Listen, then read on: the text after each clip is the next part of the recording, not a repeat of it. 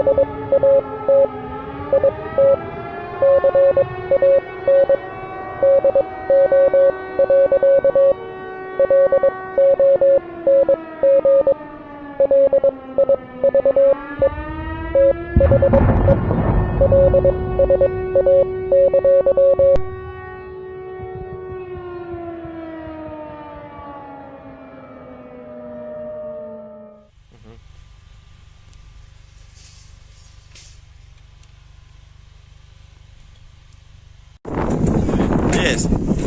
The Leaf Spring Army sends its regards.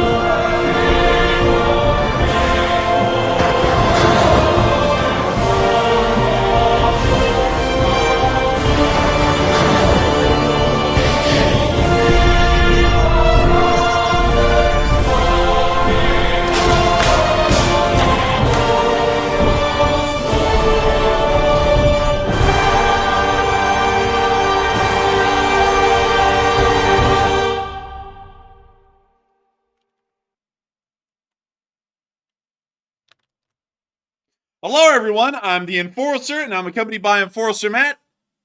And good evening, folks. It's Enforcer Matt, and welcome back to day 840 of the news. And it's good to see you all once again. And the Russians are panicking today as the economy is in free fall, and also Crimea is getting smashed once again. And it's good to see you all for another great stream. And of course, we're going to be covering the past 24 hours of the news of the war in Ukraine, and we have gotten absolutely insane news today from every single angle. The Russian Federation is currently being hammered inside of the Crimean Peninsula as they're attempting to move out their Russian S-300 and S-400 surface-to-air missile systems, and due to the significant losses and the decreased coordination of Russian air defense in this area, they have now moved forward a surge force containing the only operational S-500 in the entire Russian Federation to attempt a last-ditch defense of the remaining air defense systems as they move out of Crimea. We were also able to get video footage of that as well and get additional news that not only that, but at the exact same time, the Moscow exchange officially stopped trading on the US dollar today, which has created an economic free fall within the Russian Federation, with people now going on massive runs to the bank to withdraw all of their money out of the financial system.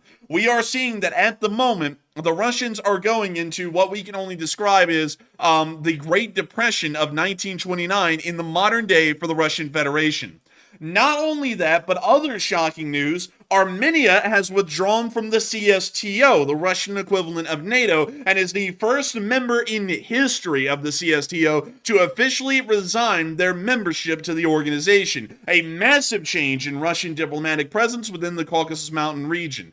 Not only that, but we were able to get a small update on what is going on with the small Russian flotilla just off the coast of the United States here in the Gulf of Mexico, in Havana, Cuba, and we were able to see that they once again arrived in port today after conducting some sort of an exercise out in the area in between Cuba and the Florida Keys. Not only that, we also got other major news from inside of Ukraine, where we were able to see the Ukrainian defenders were still inflicting high casualties onto attacking Russian forces in most areas of the front lines. Frontline progress appears to be very slow for the Russians, if possible anywhere. And not only that, we are starting to see that the Russians are in such a bad position in Vovchansk and are beginning to be pushed back strongly enough that the Russian Federation is beginning to dig in. We are going to be covering all of this tonight. Those are just the main headlines, but we're going to be covering every single bit of major news that we have tonight. But nevertheless, it is an absolutely insane night, and we could really begin anywhere right now with any breaking news headline, and it would be as important as any other that we have tonight. And that is going to bring us to probably one of the more important diplomatic maneuvers that has been conducted today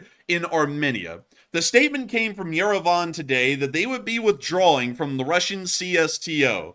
To explain the CSTO, which is a very underplayed organization in world affairs, the CSTO is the Russian equivalent of NATO. CSTO stands for Collective Security Treaty Organization and consists of several members. We actually have a map right here of the members of the CSTO. It includes Belarus, the Russian Federation, Armenia, Kazakhstan, I believe Kyrgyzstan, and I believe that would be Tajikistan. Let me make sure that I'm correct with that. Yeah, I am actually correct. I don't even know how in the world I got that correct, but I got that right. But beyond that, Kyrgyzstan and Tajikistan are both members of the CSTO. It's not an incredibly large military alliance, and not only that, considering the economic obscurity of most of its partners, including the Russian Federation, they do not really pose that major of a threat to NATO, although it is an attempt to try and consolidate forces and efforts of the former Soviet world to try and create a united defensive front against NATO. However, no member that has joined CSTO has ever withdrawn from the organization voluntarily or has ever even been booted from it.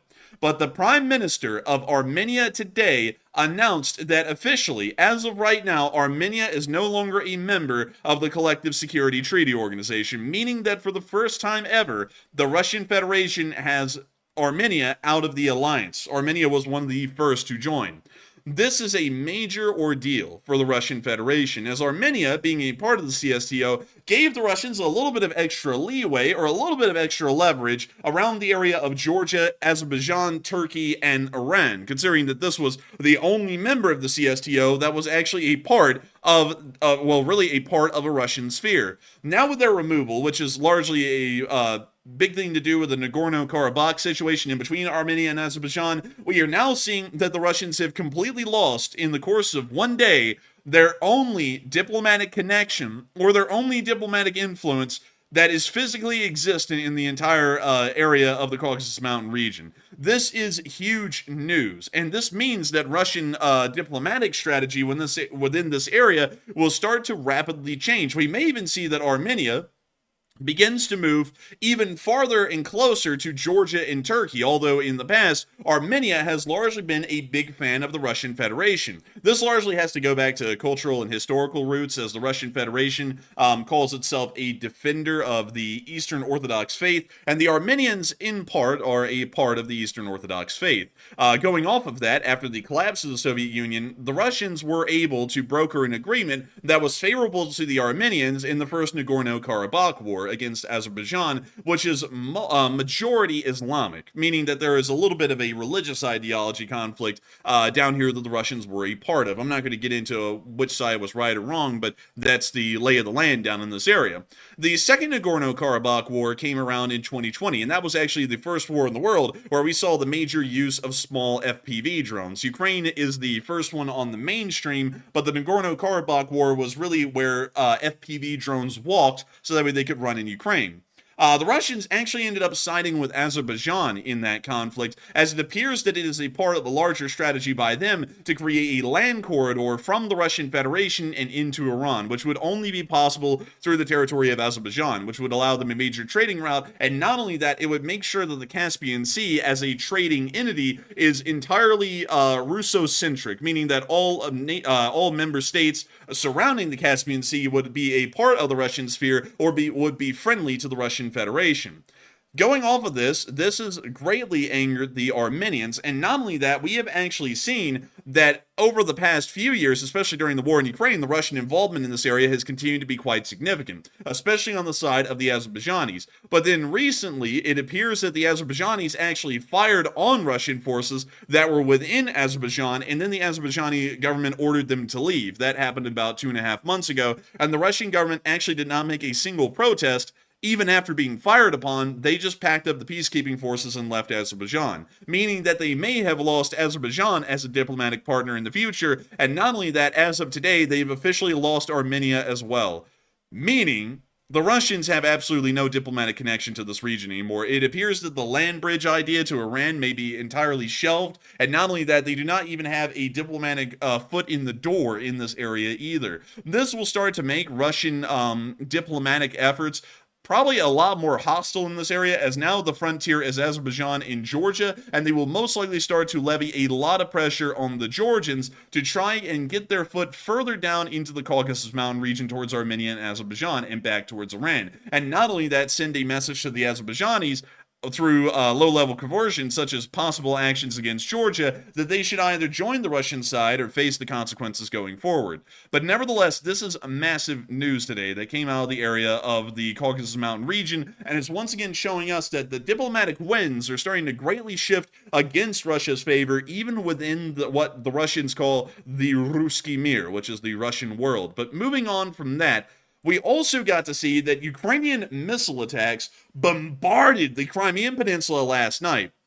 The Ukrainians used a wide array of ATACMS missiles being fired from the HIMARS and the M270 MLRS system to attack surface-to-air missile locations across the entirety of Ukraine. One of these being at Belbek Airfield. We actually understand that there were 2 surface-to-air missile systems that ended up getting hit, destroyed, or damaged around the area of Belbek, and we were able to get a little bit of video footage of some of those air defense systems attempting to intercept the incoming ATACMS missiles. Here's some of that footage. When you see the missiles exploding in the sky.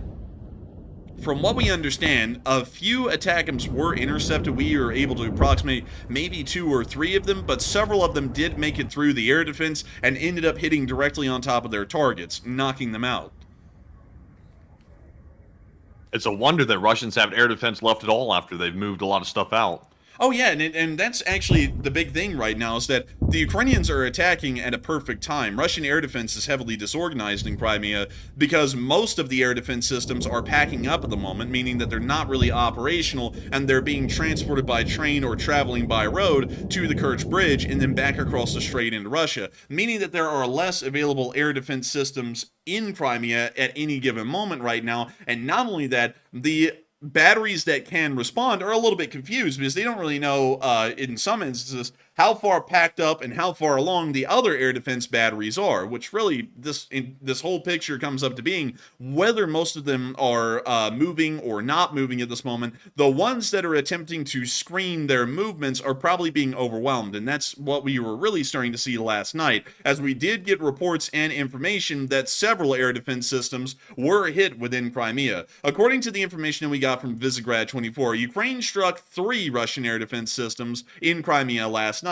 2 of them being the more advanced S-400 surface-to-air missile system, one near Belbek and one near Sevastopol, and then an older S-300 battery was hit near the area of Belbek as well. It appears that most of these ATACMS launches were striking around the perimeter of Sevastopol, possibly showing that they're trying to weaken the Russian air defense around Belbek airfield and the port of Sevastopol to possibly open up further strikes on the Russian Air Force and the Russian Navy coming here within the next few days or the next few weeks, as air defense is now practically going to be non-existent within this area of occupied Ukraine.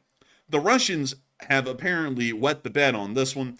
This is something that they did not expect, and it appears that this information was not supposed to be made public, that the air defense batteries were going to be moving in large numbers out of Ukraine, or really out of Crimea, and into Belgorod. And so now we're starting to see that the Ukrainians are taking advantage of an opportune window and are inflicting incredibly high casualties onto the Russian air defense systems that are attempting to move and therefore are disorganized and less capable of intercepting or stopping any Ukrainian attacks on those systems.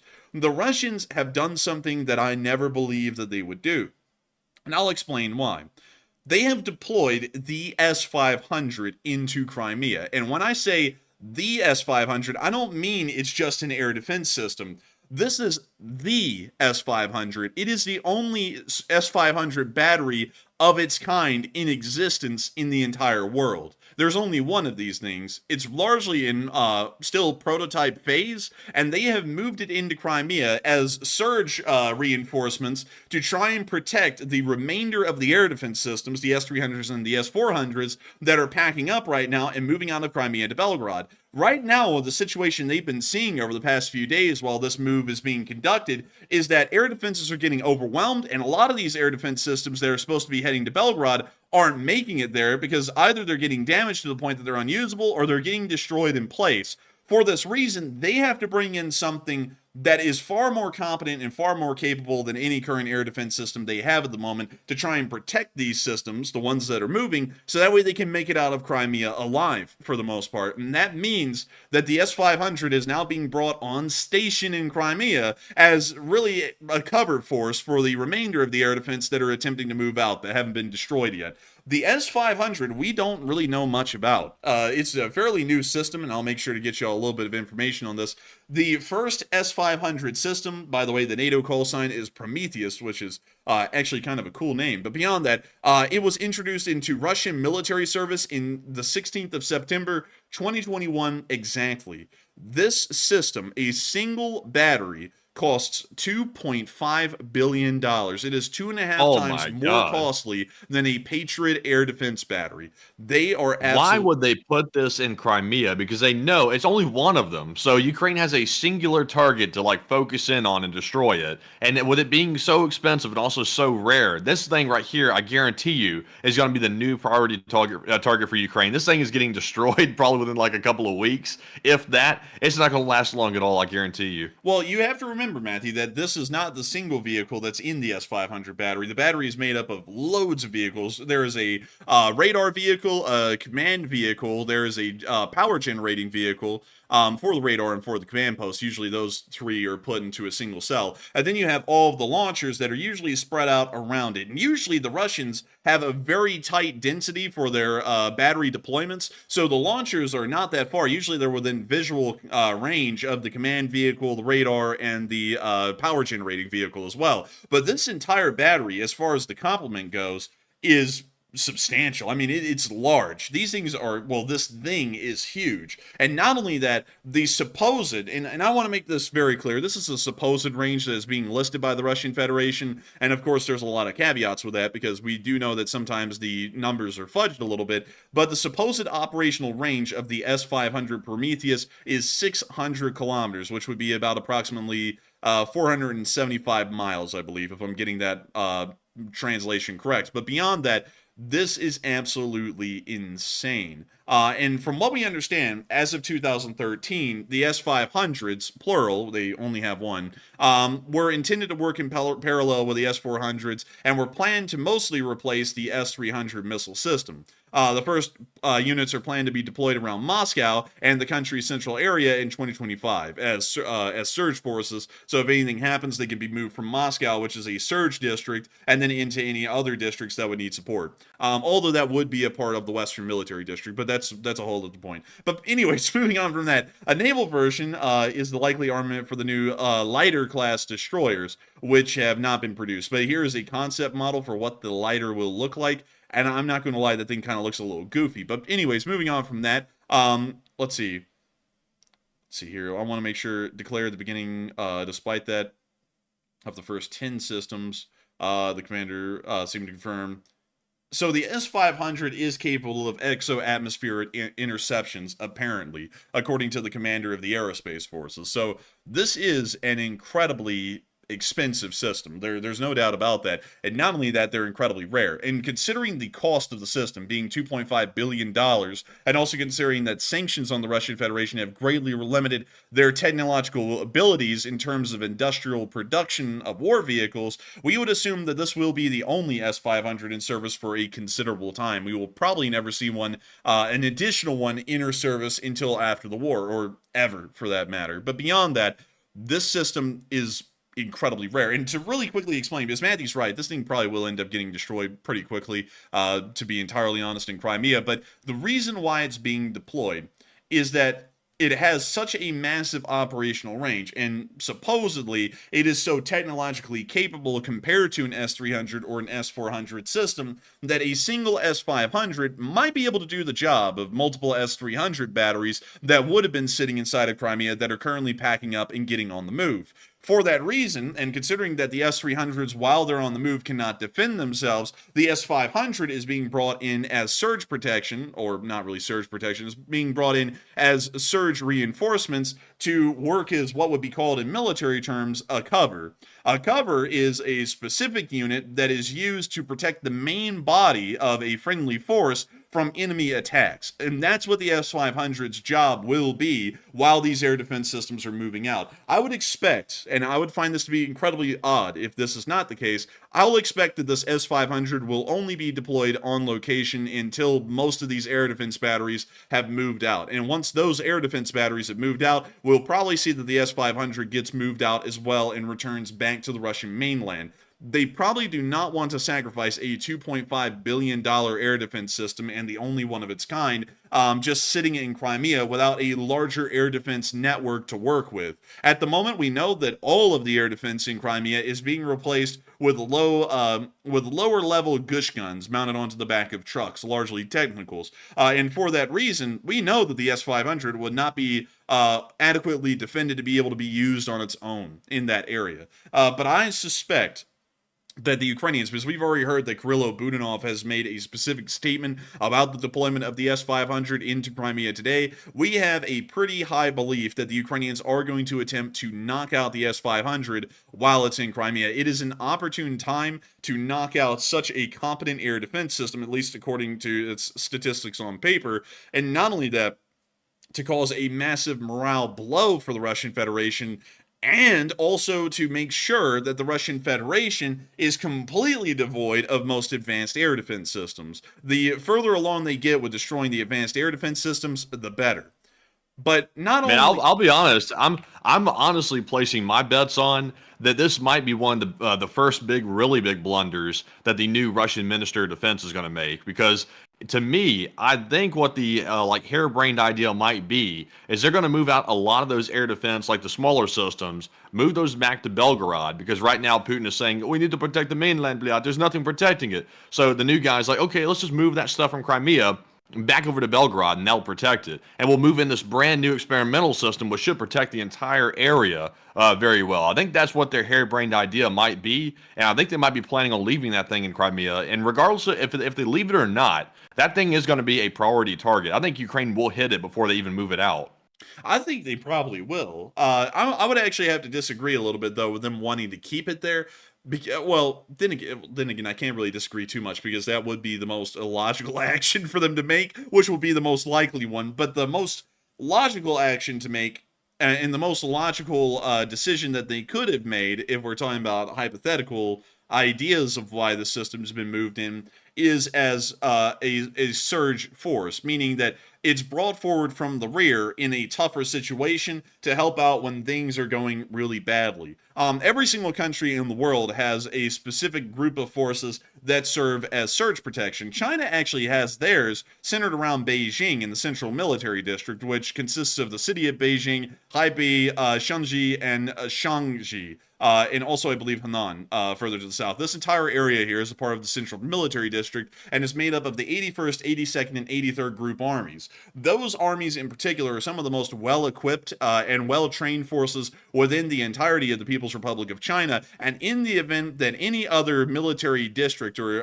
theater command, as they call them in China, is doing incredibly poorly, the idea or the intent of the Central Military District is that they would surge forward, and that's why they're called surge forces, surge forward into a specific theater command that's doing poorly and then join in, making sure that their greatly advanced technological abilities are able to offset any kind of a tougher situation that they're seeing at that moment. The Russians have the exact same thing in the form of the Western Military District, which consists of Moscow, Tula, Kaluga, Smolensk, Bryansk, Oryol, Kursk Oblast, and I believe the Tver Oblast as well. And then the Leningrad Military District begins a little bit further north. But this central area of Moscow, this central area of Russia that consists of Moscow is the Russian equivalent of the Central Military District in China. And from what we believe, like we were reading on Wikipedia, it does seem as though that the S-500s were being moved into the Moscow area or into the Western Military District, most likely to serve as surge forces for bad situations, things that are devolving so badly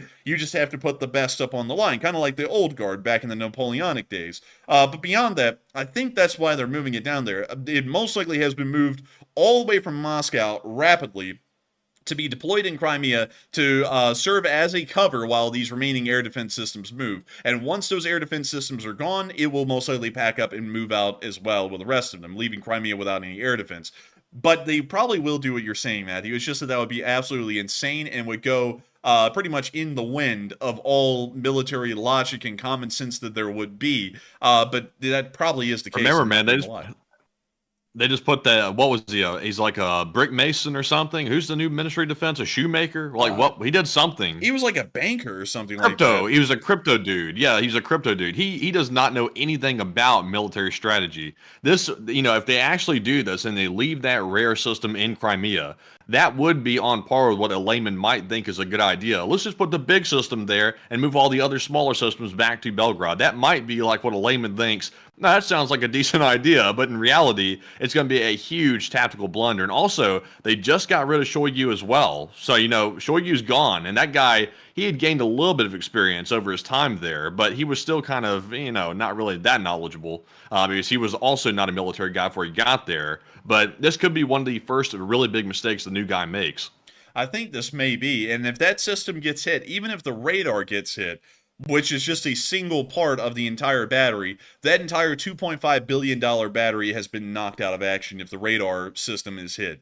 So we will have to see if that happens, and if it does, we are going to be throwing a party on air. But speaking of things that will probably be destroyed and cost the Russian government a lot of money, the economy seems to be the main one at the moment that is going to most likely be destroyed and lose a lot of money for the Russian central government. We have been able to hear a word today that the Moscow exchange is going to stop trading in US dollars. This is a significant move considering that a lot of the reserve currency that keeps the Russian Federation alive is not the Chinese yuan, although it's starting to become the main reserve currency. It was actually the US dollar.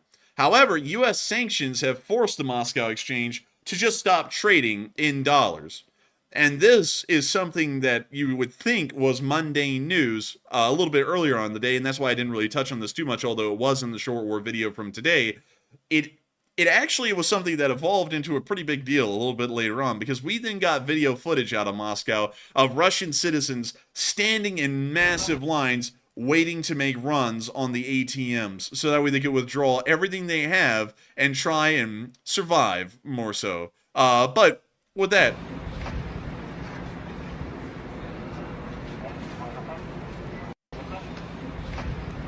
you can see Someone's got a nice beamer over there on the left, though. Like, they're not that broke. man, this guy, he's like, man, if I lose this, he's like, I'm gonna be jumping out a window. Like, he's like, no one's even gonna push me. I'm just gonna jump right out the window. But beyond that, I gotta say that this is not looking that well. And from what we have heard, according to the numbers, the Russian economy is starting to enter a free fall. I believe Matthew researched the economic side of things a little bit better. He's more so the subject expert on that on this channel. And Matthew, do you have any specific details that you would want to share about the Russian economy and the condition that it's gotten into just over the course of today? So I don't have any specific numbers for you, but I can tell you that U.S. sanctions being put on the Moscow exchange, causing them to stop trading in the U.S. dollar, that is going to be huge when it comes to like the mindset of the Russian citizens. Because as you can see, that fear is causing them to line up at the bank and kind of do what you saw in the U.S. a while back. The fear causes people to run to the bank and want to get their money out because they think putting it in a sock is going to be better for them. In reality, it probably won't, but I'm not sure if Russia really has the equivalent of FDIC insurance or not. In the U.S., you're okay, but over there, I think you might actually want to get your money out of the bank because I don't think there's any insurance. But really, it's just going to come down to, on this front, with the exchange being not permitted for USD, it's going to come down to how the Russian citizens react to it, and that'll overall affect how the entire banking industry is going to hold up. And so with that, I hope that does address that the best we can. I don't really know a lot on the financial side of things. My general expertise is diplomacy and war, but Matthew knows a bit more about economics and politics, although we don't talk about the political side of things on the channel. But moving on from that and into another bit of news that we apparently got to see that the ATACMS partisan group, which is active not only in occupied Ukraine, but also in the Russian Federation, was able to destroy a pretty significant radar or satellite communication station in the Moscow area. And we were able to see footage of that right outside of Moscow, right in this area. There it is. And they're about to cook it.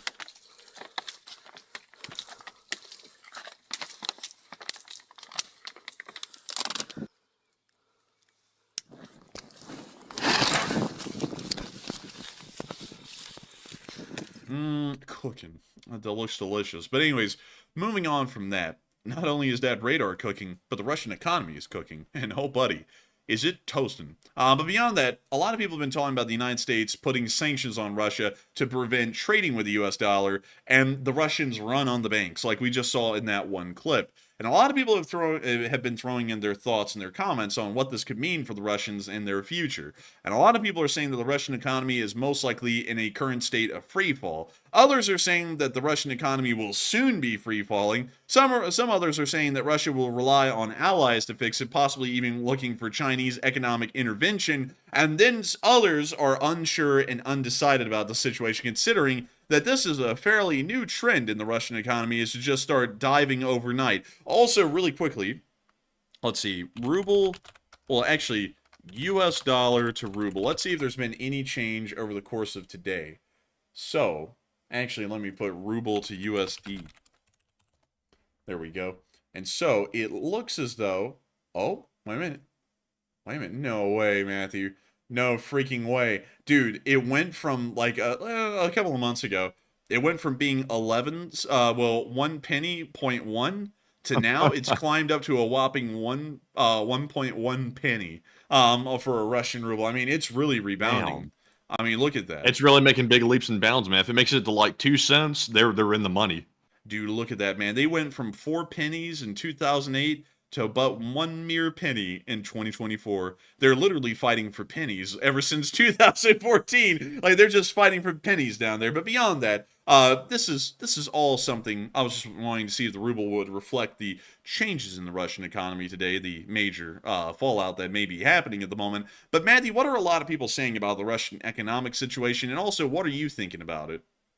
All right, so now that we are seeing the Russian citizens making runs on the Russian banks after the U.S. put sanctions on Russia to prevent trading with the USD, we're seeing the West, the United States, really do a solid for Ukraine by helping to take away some building blocks of the Russian economy here and causing some more fear.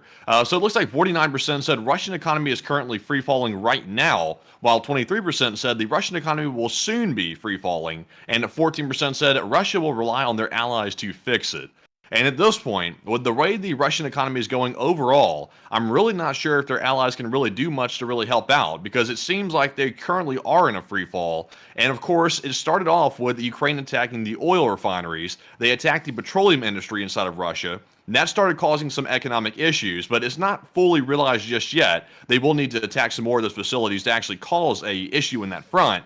But now that we're seeing the U.S. do this really good action right here, in my opinion, this is going to put really extreme pressure on the Russian economy. And when the Russian people start feeling this in their pocketbooks, that's when you have the highest chance for these citizens to start getting upset with the Putin regime and potentially get mad and maybe put some pressure on them to change something. That could go either way, though. It could cause Putin to escalate the conflict and get even more aggressive, or it could cause him to back off and maybe think twice before doing rash decisions. But once again, Putin really doesn't care about the people, so it's really hard to predict that. But Enforcer, what say you? I would have to say that right now it does sound like the Russian economy is going to start entering a state of free fall. Considering that the Russian government has gone through extensive efforts to cook the books so far in the war, they may end up attempting to cook books in some way, shape, or form to try and prolong the Russians' economic situation, but each time they cook the books like that, it is only going to make the implosion that will occur in the future inevitable, and not only that, much more severe with each time they attempt to cook these books. We may see that while the Russian economy does go into a free fall again, they will be able to contain the damage and at least make sure that the Russians survive and are able to continue on the war in Ukraine.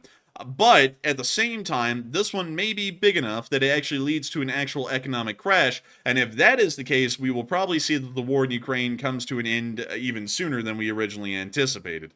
Considering that the economic motivation of a country is as important as its moral motivations for a conflict, we would have to assume that if this starts turning into a massive economic crash, the Russian war in Ukraine may actually come to an end just because they no longer have the subsequent funds to be able to continue to support these kinds of combat operations. But once again, that's entirely dependent on what we are kind of getting out of Russia, which at the moment isn't really much, rather than the US dollar is no longer a reserve currency and folks are making runs on the bank, which looks like a pretty bad picture. But at the moment, we still don't really have enough information to go off of to make good assessments beyond that. But with that, I hope that does address that, at least in my opinion, fairly well. And with that, we are on, I think, into some questions, man. I believe that we actually have a couple of questions.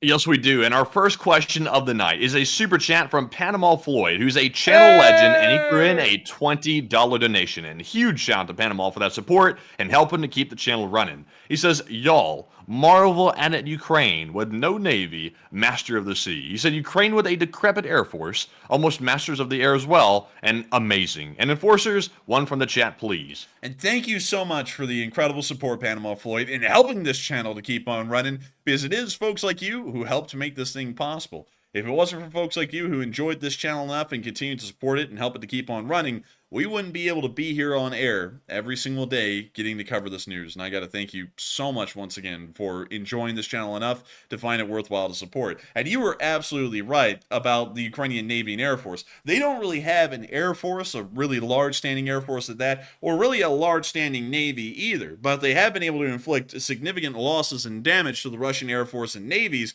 which has really shown a lot of countries around the world, including Taiwan, that a war fought effectively can end up causing considerable damage to enemy powers that appear much larger on paper, or at least much larger in scale.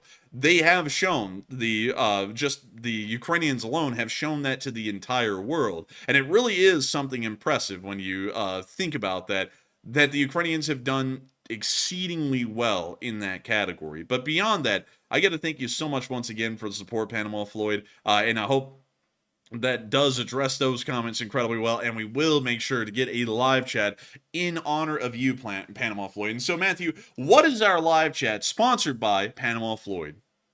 All right, so that live chat question is going to go to Warfighters, who says, how many missiles does the S-500 system actually field? That is a good question. I would not know the exact number of missiles off the top of my head, but if we were able to assume, and let me go pull up the S-500 battery because we can take a look at the launch vehicles. And so this appears to be the one of the launch vehicles of the S-500. It appears to be two incredibly large silos, and considering that a normal battery would most likely be made up of around 8 of these launchers, I would assume that at any given moment they would have 16 of these large caliber surface-to-air missiles that are ready to fire at any given moment. However, that does not account for the remainder of the battalion, considering that this is battalion, and then a battalion is broken down into companies. And while there are probably several companies of launchers, there is a company that is a part of the headquarters of the battalion, and then there's a whole bunch of other units. A lot of those units will most likely be support units. And going off of that, we do not know how many missiles the support units are carrying around, or what those support vehicles look like, to get an idea of how many missiles could actually be carried around in support of the actual operational battery. So at the moment, we would know that it's got to be a minimum of at least 16 missiles ready to fire at any given moment. I would assume that they probably have another 16 missiles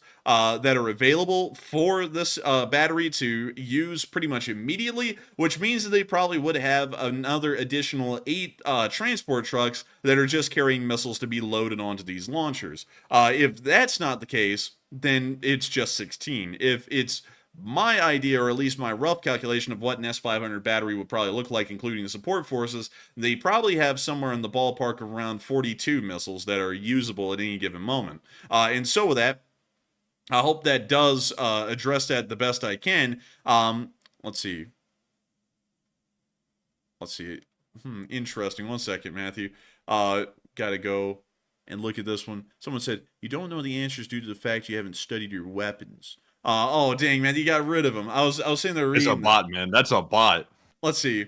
A part of battalion, really? But anyways, they're gone. I was about to read it and actually address that. I was gonna be like, well, because it's like they sit there and say, you know what's interesting about bots, Matthew, and that's why I was gonna address it, is that they'll say something like, you're wrong, and then they'll never say it actually has this many missiles or something like that. It's always just, you're wrong, teehee. It's like, well, tell me how I'm wrong. Like, give me a correction there. But anyways, nevertheless, we would assume that they probably have about 42 operational missiles at any given point. But beyond that, I hope that does address that live chat fairly well. And I thank you so much once again for the support, Panama Floyd, and helping this channel to keep on running once again. Because if it was not for folks like you, we would not be able to make this thing operational, and we wouldn't be able to keep this channel running day in and day out, getting to cover all of this news on live stream every single night. And so with that, we are on to the next one. And thank you so much once again.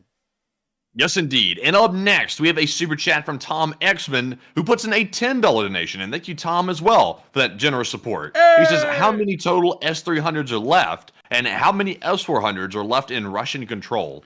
That is a great question, Tom Exman, and that I would love to give an approximate on that, but sadly we don't really know how many of them are usable, if any of them have been produced, and also we don't really have an exact number on how many of them have been completely destroyed, because we have seen in the past that S-300 launchers and sometimes S-300 radars and S-400 radars would get hit, but we never really get a clear picture of what those radars are attached to, how many launchers were still operational in those batteries, among many other things. So sadly, we really get a mosaic of losses of S-300 and S-400 components, the launchers, the radars, the command centers, all that stuff.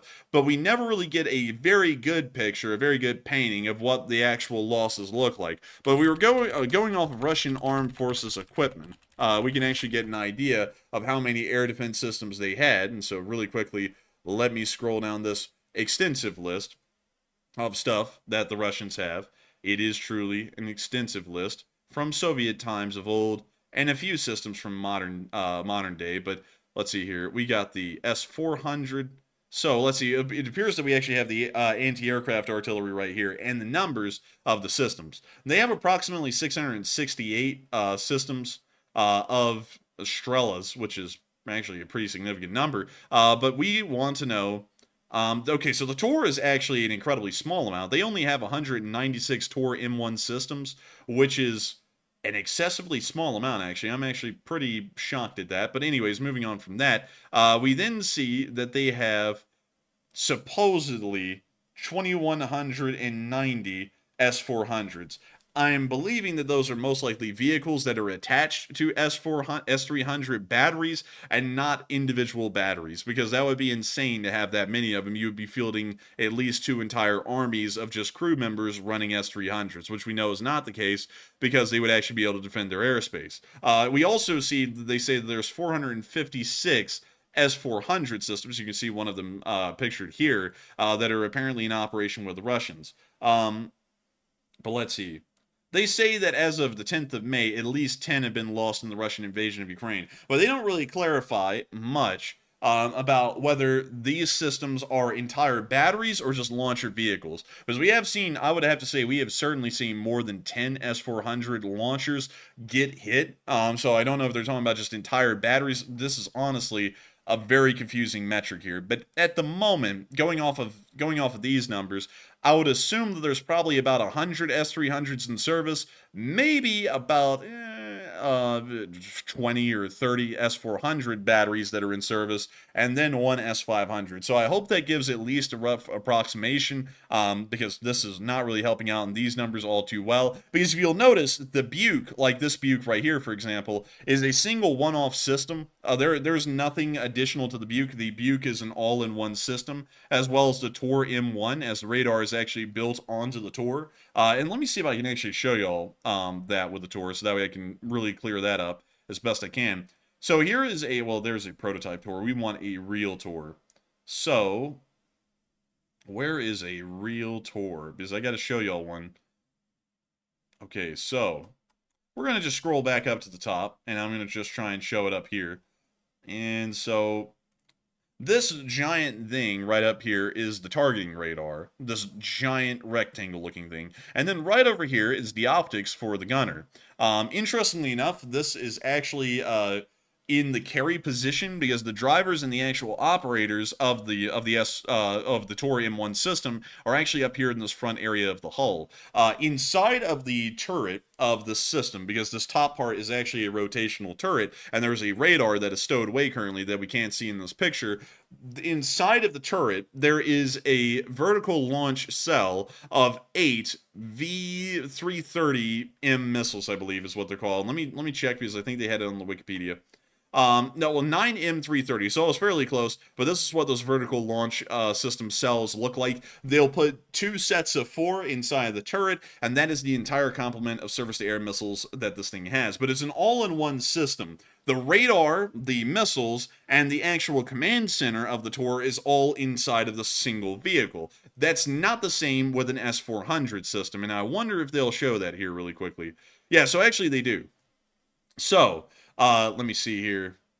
These are actually the wide variety of radars, and you can actually see all the different S-300s that have been created over time. It's truly an insane number, but I will be showing y'all one of the radar vehicles. So, this is one of the engagement radar types that the S-300 battery uses. The radar is actually on the opposite side. This is the back side that y'all are looking at, and they can actually rotate this specific engagement radar to lock onto specific targets and then fire at them. But then there is another vehicle that is the search radar that is used specifically to just find targets in general, so that way the targeting radar can know where to look and then specifically guide the fire in a precision manner. Then you have the launch vehicles, which we can actually see. Let's see here. Here's a high altitude. So I've never seen this one before, but we can actually see some of the launch cells back there for the missiles. Or the silos more so, which is what would be used in conjunction with the targeting radar, the search radar, the power generating vehicle, and the command center to be able to fire off these missiles. Using a battery like this is actually fairly extensive, And you can see that's actually made up of multiple vehicles just with what I'm showing y'all right here. And also, here's the acquisition radar, by the way, if y'all ever wondered what that looked like. This isn't the targeting radar. This is just the acquisition radar. So this one's used to find out if anything's coming their way. And then once they figure that out, then they use the targeting radar to get a specific lock onto a single target and then start firing at it and attempt to destroy it. So going off of that, I hope that gives a fairly good picture, or at least paints a good picture of how an S-300 works. So it's really hard for me to say, getting back to that, how many of them really have been lost, because we can watch one video here of a targeting radar or an acquisition radar getting destroyed, or a command vehicle getting destroyed, or a couple of vertical launch systems, but that still doesn't really give us a good picture of whether an entire battery has been destroyed. Because while a targeting acquisition radar can get knocked out, and that will knock out the entire battery, we still don't know how many operational launchers existed from that battery that could then be integrated into other batteries and just used alongside the still remaining targeting and acquisition radar. So we don't really know. Like, I would have to be entirely honest, we don't really know the exact number of SAM losses, but I would assume that they've been significant, considering that we have seen multiple radars, not only targeting, but acquisition radars as well, that have been destroyed over the course of the war. It is certainly showing that they have taken substantial surface-to-air missile losses. Not only that, we are also seeing now, due to Russian decision-making, that they have to be running extremely low, because they're starting to prioritize where air defense systems should be, and completely depriving other areas of any kind of viable air defense, even just on a public level. So we would have to, while I can't give an exact number, we would have to assume that the losses are high. But beyond that, I've got to thank you so much once again for the support and helping this channel to keep on running, Tom X-Men, because you are an absolute legend. I've got to thank you for always being here, always enjoying this channel, and always supporting it and helping it to keep running, because if it wasn't for folks like you, Tom X-Men, not only would we not have the inspiration to keep this channel running, but we wouldn't have the amazing folks in the live chat who always really cheer us up and inspire us to continue to cover this stuff. And so with that, thank you so much once again, Tom X-Men. I hope that does address that the best I can. And with that, we are on to the next one. Oh, well, actually, the last one of the segment, but thank you once again, Tom X-Men. All right, so our last super chat of the segment is a very generous $50 donation from a channel legend, Old Warrior. And thank you very much, Old Warrior, for that support. He says, is Russia going to be able to hold Crimea once the air defense pulls out? That's a good question. Probably not, at least on an air perspective. They will be able to hold Crimea against ground forces, because the Ukrainians would still be fighting that battle really in the Kherson Oblast and the Zaporizhia Oblast, so they would be able to hold Crimea on the ground, because the battle wouldn't even be there yet. It would have to make it through Kherson or Zaporizhia first to make it to Crimea, for there to even be a question of whether they would be able to hold it from the ground. But as far as the air is concerned, they practically have already lost that battle just by moving a lot of these air defense systems out already. We're already starting to see that ATACMS missiles are being fired in pretty substantial numbers from the area around Kherson City, just right down here, and into the area of Crimea, which is starting to devastate a considerable amount of these SAM systems that are attempting to move back into Russia. Going off of that, we know very clearly that a lot of the Russian Air Force and Russian naval assets that are currently inside of this peninsula are in jeopardy at the moment if they're not already moving out. Belbek Airfield is one of the most used and also one of the most attacked airfields inside the Russian Federation, and we were able to see that several losses were registered just in a ATACMS attack a while ago, and that was with an entire operational suite of air defense systems within this area. So going off of that, we know that without any air defense systems, they are opening up Belbek to being a major target of Ukrainian fire in the future. Not only that, but they're also opening up just to the south, Sevastopol Harbor, of being a major target for Ukrainian deep strikes with ATACMS missiles. We've already seen in the past that the Ukrainians have pulled off wildly successful raids, if you want to call them that. For example, on the southern dry docks, knocking out the Rostov-on-Don submarine, and I believe the Minsk Rapucha-class landing ship, both in one go inside of these dry docks. And not only that, sinking or heavily damaging other vessels throughout the entirety of the port of Sevastopol at their moorings. Going off of that, considering that once again, in that time, there was a major suite of air defense systems that were operational and being used by the Russians in Crimea, we would have to believe that there would be absolutely no chance of an interception or no chance of stopping incoming missiles or attacks, because not only that, the Russians will not have any operational radars, or really just search radars, or as they call them, acquisition radars, to be able to see incoming air targets, to know where they're even going to hit. Attacks in Crimea from this point forward, for the most part, unless they keep the S-500 there, and that's only as long as the S-500 survives, will be a complete surprise to most Russians on the ground, because they just will not have enough acquisition radars within the entirety of the peninsula to be able to detect the incoming Ukrainian attacks. So for the most part, as far as actually keeping armed forces in Crimea and making sure that they would survive, they've lost that already. That's why the S-500 is being moved in, is just to try and protect them while they're pulling out. So in a sense, yes, they've already lost Crimea, but in a physical sense, they have not yet, because they're still fighting inside of Kherson in southern Zaporizhia at the moment against Ukrainian forces. And so with that, I hope that does address that well, Old Warrior, and thank you so much once again for that incredible support and helping this channel to keep on running. And I can't thank folks like all of y'all enough who've been supporting the channel tonight. Y'all make it possible. Every single one of y'all does. To keep this channel running through y'all support. If y'all didn't support this channel the way y'all do, we wouldn't be able to be here right now. We run an ad-free, sponsor-free channel. It's been like that on this live stream since day one of the war. Ever since we've been monetized, we have never run memberships. We have never stratified our live chat based off of who can put in the most money per month. We have never run a single ad on the stream. We've never run a single sponsor on the stream. And I got to thank all of y'all so much once again for supporting this channel and making this thing possible and making this thing a reality for us to run. Because if it wasn't for folks like you, Old Warrior, Tom Xman, and everyone else, we wouldn't be able to be here. I'm not kidding, including Pamela Floyd, which are just the three that we've read off. And there's still a lot more. Y'all make this thing entirely possible. And I got to thank each and every one of y'all once again for support. And of course, if you don't want to support, you don't have to support. And I want to make that very clear to a lot of our new viewers tonight. You do not have to support this channel. This is a completely free to watch channel. You can just sit back and enjoy. It's not your responsibility and it's not your duty to support this channel. If you do enjoy it though, supporting it will help it to stay around. But beyond that, I never want anyone to feel like they're actually forced to support the channel. That's not at all what we're here for. We're just here to cover the news. And of course, we have to do this as a job, so we do have to make a living off of it. But that is not anything that really is anyone's major concern. So, you know, if y'all don't want to support, y'all don't have to. But still, massive shout out to everyone who does support and everyone who is also here tonight hitting that like button and gotten us up to 2,100 likes already, because all of y'all make this thing possible and make it a reality each and every night. Y'all make it a reality for us to be in the top 100s on Playboard every single day.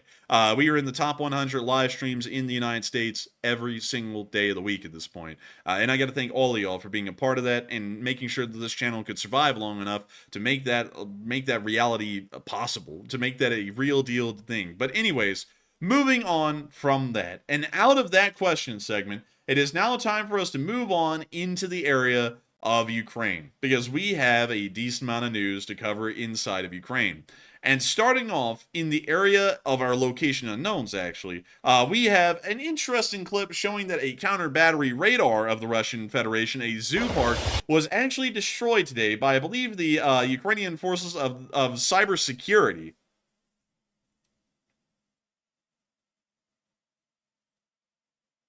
And we can see the zoo park counter-battery radar right there inside that forest.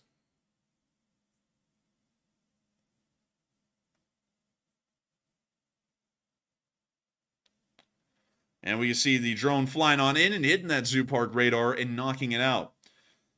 Zoo parks cost about $25 million a piece, and not only that, they are used to triangulate the positions of Ukrainian artillery forces when they're firing, and to coordinate what's called counterfire on those positions by Russian artillery. Knocking out these systems makes sure to blind the Russian Federation's counterfire abilities, and making sure that they will not be able to destroy Ukrainian artillery as easily or at all in some situations. Now you see right there the smoke rising out of that tree line as that zoo park has now been knocked out. That's the end of the clip, but a huge shout out to the Ukrainian Department of Cybersecurity that hit that counter-battery unit and knocked it out. But moving on from that and into our next clip, we did get to see the Russians having a very narrow escape, and I mean narrow, from a Ukrainian FPV drone attack. Here is the clip.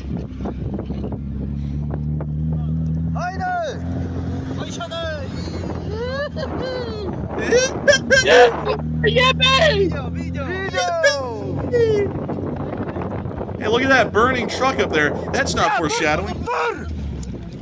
Oh, he's freaking out. Oh! Oh, they getting out? Oh, a little bit of gunfire. Oh! Oh, ambush. Anna nereye? Çaldırttı şey! Sen nerede? Oh, this dude's Yeah. crazy. Yeah! You know what he sounds like, Matthew? He doesn't even sound like he's speaking Russian. He sounds like he's a Kerbal. He's like, it's like, dude, it's like, you just fell out of the rocket in Kerbal Space Program, dude. You're not even a real person. Like, He sounds like a Chechen almost, Yeah, like the way he's yelling. kaldırırsan! Yeah! Soy! oh, it's a loaf! Oh, no way! We got the special loaf cameo! Yup, He no, pulled in the frame like Frankenstein. Oh, dude, that car got smoked. Oh my god. It's like the whole inside the car is already like splattered and burned.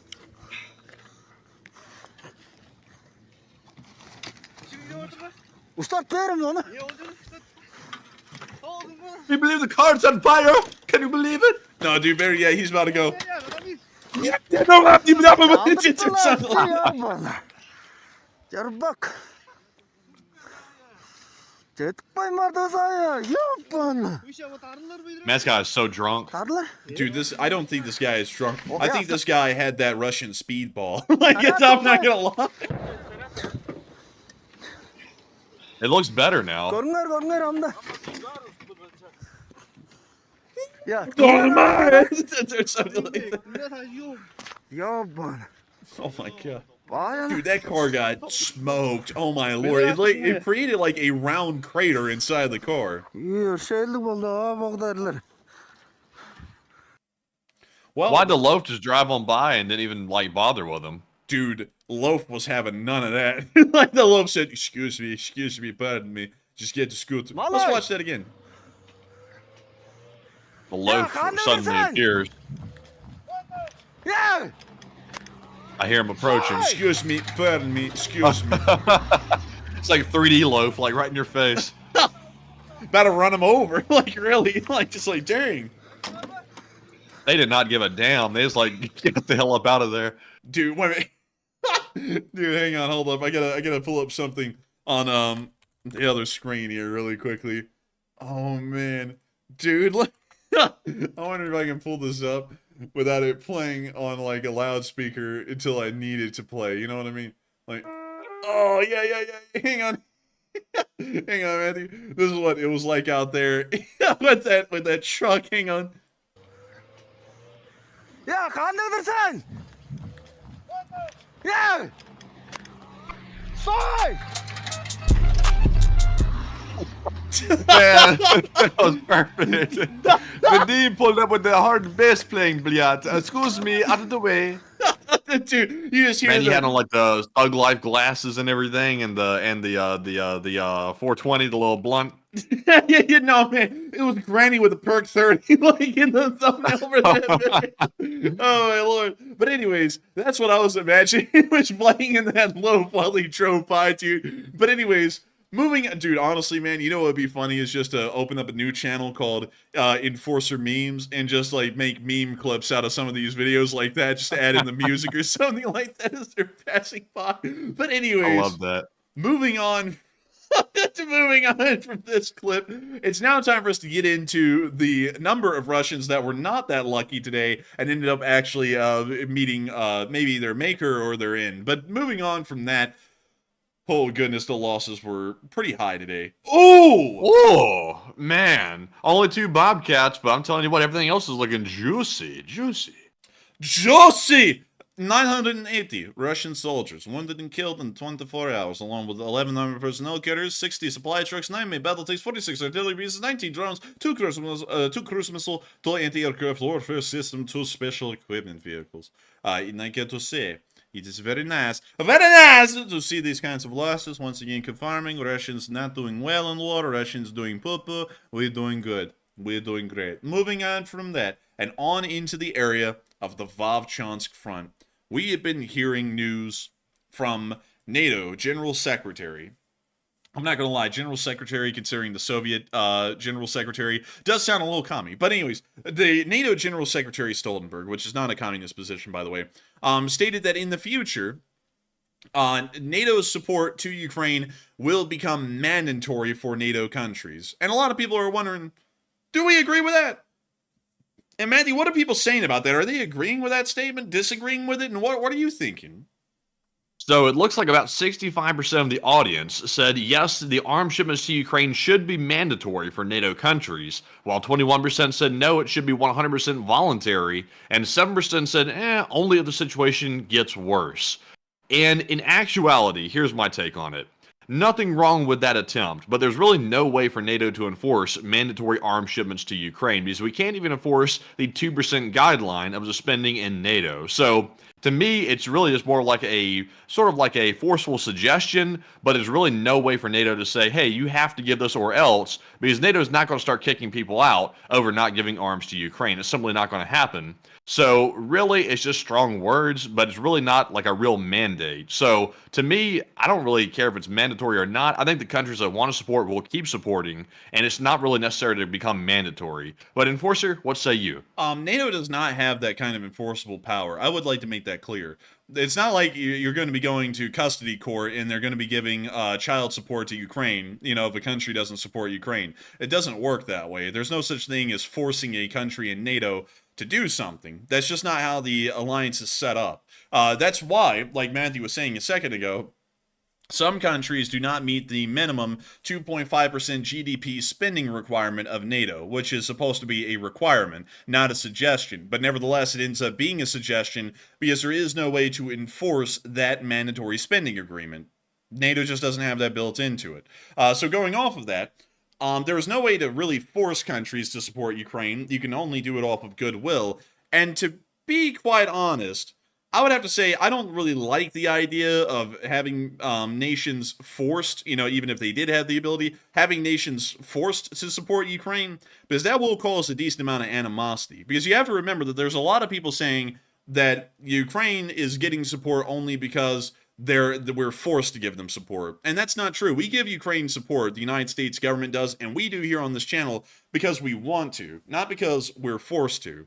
And I like the idea of it being a voluntary thing instead of a compulsory thing. Once it becomes compulsory, a lot of people are going to start bucking it. I'm going to be entirely honest, because that's just the way people work. And also, that's not how diplomacy, especially in our sphere, is supposed to work either, is that we make things compulsory. Everything is supposed to be because it's within everyone's best interest. Whether a country doesn't support or not, like Hungary, is an entirely different thing. But as long as we're doing what we want to do, like the United States, and we're supporting Ukraine, it doesn't really matter what the rest of the alliance is doing. Either the diplomatic will and the diplomatic persuasion is there alone, or it's not. And I would not want to see NATO trying to move into a more forceful authoritarian vein, at least with how we order around its member states, because that's not really a good look going forward.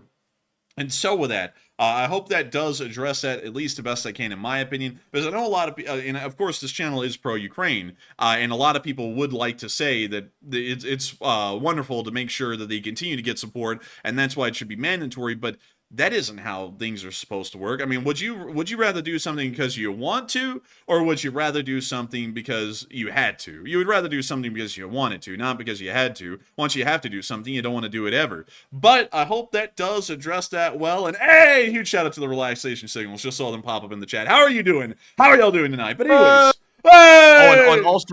And also real quick, I think what basically NATO is trying to say here when they did this and said they're trying to make it mandatory for all NATO countries to send arms shipments to Ukraine, it's probably basically aimed at countries like Hungary.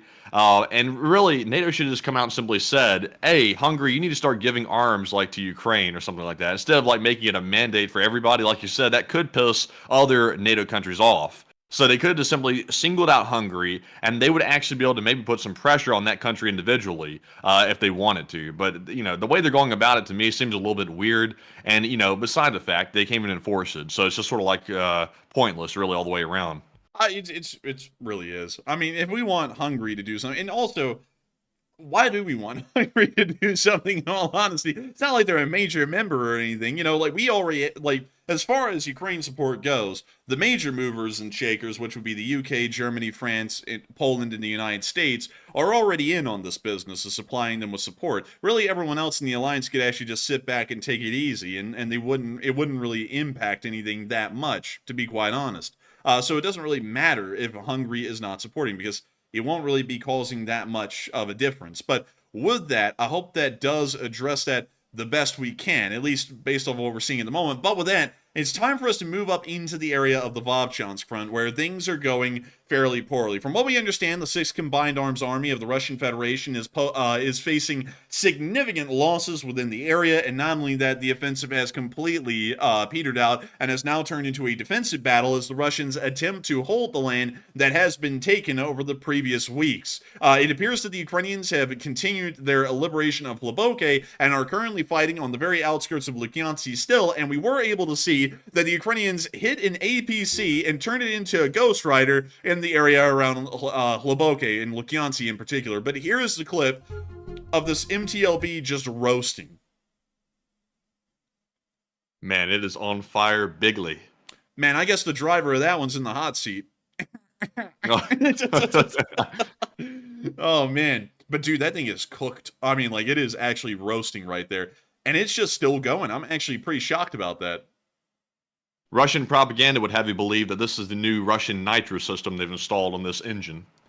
Dude, they said, dude, the driver's like, man, it's gonna get the warm in here. Meanwhile, there's a Russian back there, like, chopping up carrots, you know, and throwing them in, like, a bucket of water back there. He's like, man, what about to eat? Like, we're finally going to eat well, damn it. But anyways, moving on from that clip, very interesting one to see. We're now going to be moving on into the area around Neskuchny, where we got to see a OSA shooting down an Orlan. Really cool to see. Oh, by the way, let me back up to where y'all can actually hear the system launching. It's a crazy missile, man. That thing took off kind of wild. Yeah, dude, that thing took off kind of like a little willy, like a squirrel. You know? We're about to hear someone screaming in a minute.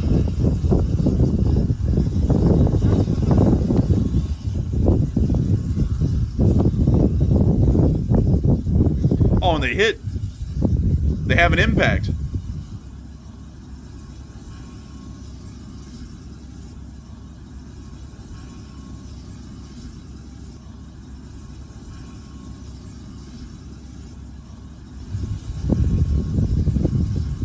Boom, jugga, jugga. So the radio Must have been a victory. man, you just hear it's like, dude, it's like I think they won. But anyways, moving on from that and on into our next clip, further down the line and into the area of Belgorod, we also got to see a.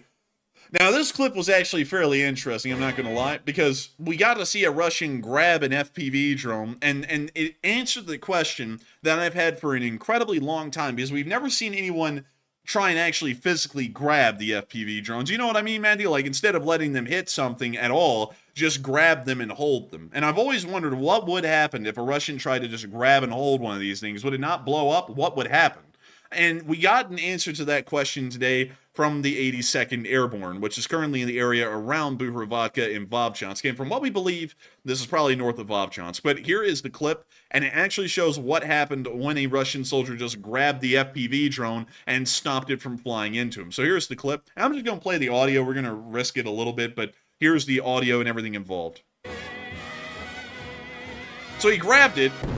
And, yep, it did not end well. Like, apparently if you grab them, they will just auto-destruct. I did not know that. I actually thought that they, ended up just not blowing up. I thought you could actually just kind of carry this thing around and have a pet drone or something, But apparently, you grab them, there is an actual auto-destruct feature on most of these drones, which will lead them to blow up anyways. Apparently. At least that's what we're seeing right here. I got to give it to the Ukrainians, though. Their music choice is, like, improved, like, 30-fold. They've got Frank Sinatra on here now. That's right, Matthew.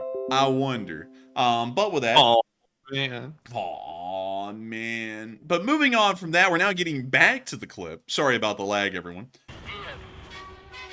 Wait, Whoa, no, no, whoa, no. whoa, Whoa, whoa, whoa, whoa, whoa, whoa, whoa, whoa, Jack, whoa. Look, Oh.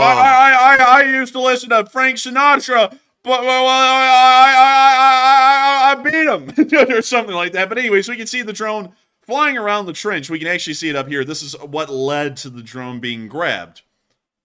Whoa, whoa, whoa, Jack! I was in the office. Whoa, whoa, whoa, with the copyright attorneys. Whoa, whoa, they had their baseball bats, and they, anyways. Oh, I gotta tell you, he grabbed it, and boom. What? Wait a minute, did they just hold up? That went by so quick, I hardly even saw it. Hang on.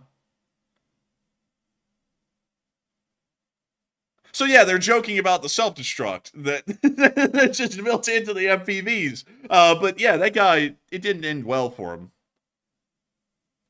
Well, anyways, moving on from that, with that, we are now going to be moving on from that clip, which is a really interesting one. But beyond that, we also have heard, sadly, I do not have the proof of this tonight, but the satellite footage is showing at the moment that the Russian Federation is building defensive lines near to the village of Platonivka, and it does appear that they are already preparing fallback positions due to the heavy losses that they're taking from Ukrainian forces. And not only that, the massive counterattack that is occurring. Matthew, I just got a text message letting me know that the stream is lagging. You that's like, hey, your stream is lagging. You were told the stream was lagging by who? I was told the stream is lagging by the folks. You know the folks I'm talking about. They're like, your stream is lagging, by the way. I'm like, yeah. I'm like, I mean, no. I was grabbing my pants right there. I was like, I didn't know the whole thing.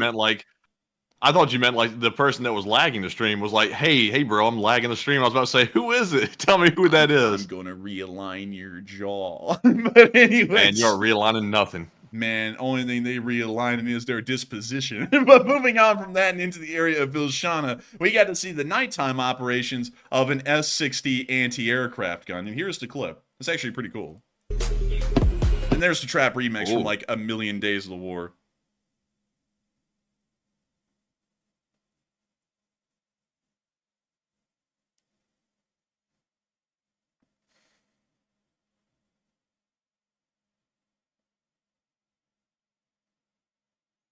And we I like the Ukrainians just putting a skull and crossbone emoji around the middle of the screen to get the point across a little bit quicker.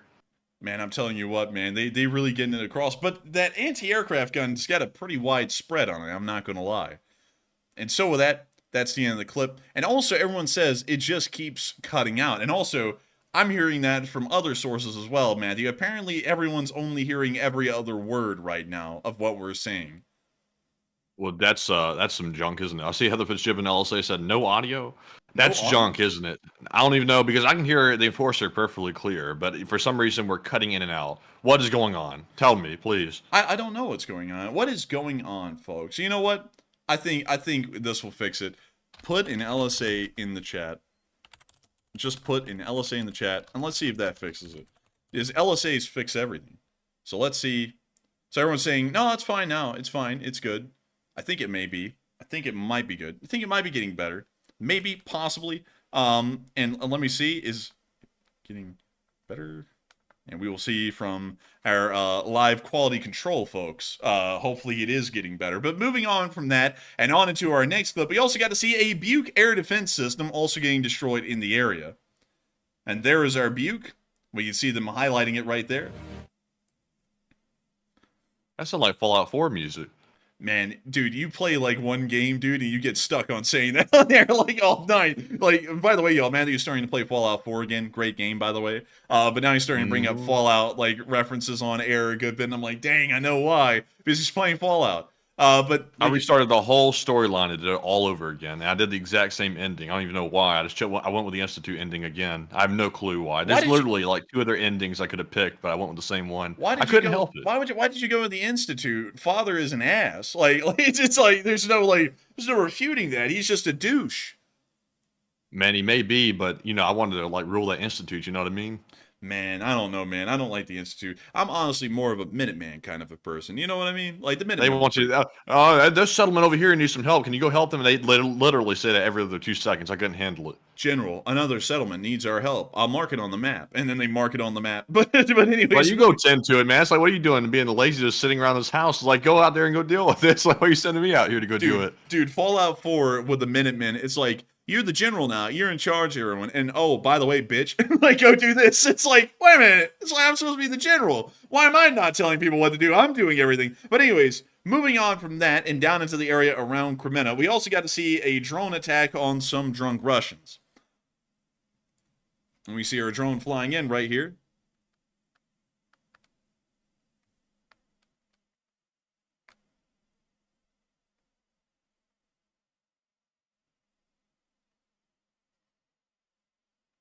Also, Andrew Gordon said, that's so effed up, Matt. Don't go with the Institute. Brotherhood of Steel for life. Man, I couldn't stand them. Like, the Brotherhood of Steel. That's so cringy, like them, like that group right there. I can't stand it. Also, they put that, like, organization in every Fallout game for some reason. They, like, shoehorned it in.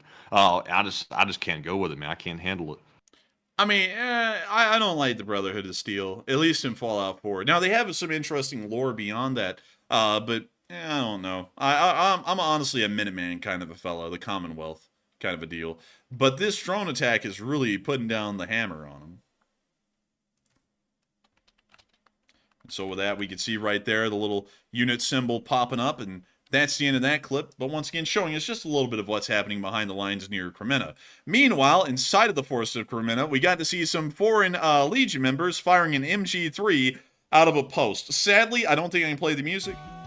Yeah, I cannot play that music. But we can see them firing right here. And any second now, they'll begin ripping. And there they go.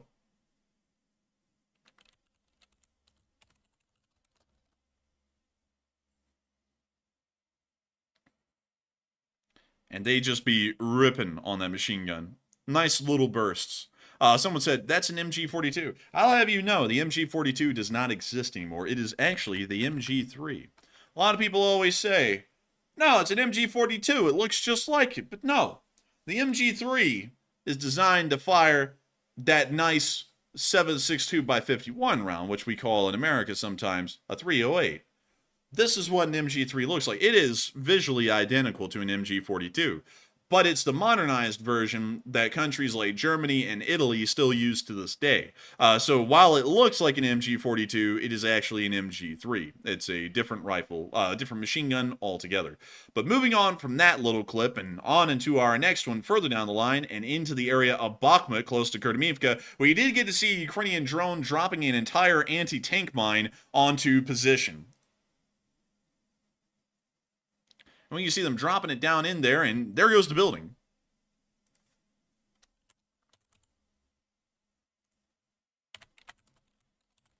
And when you see the explosion from a distance,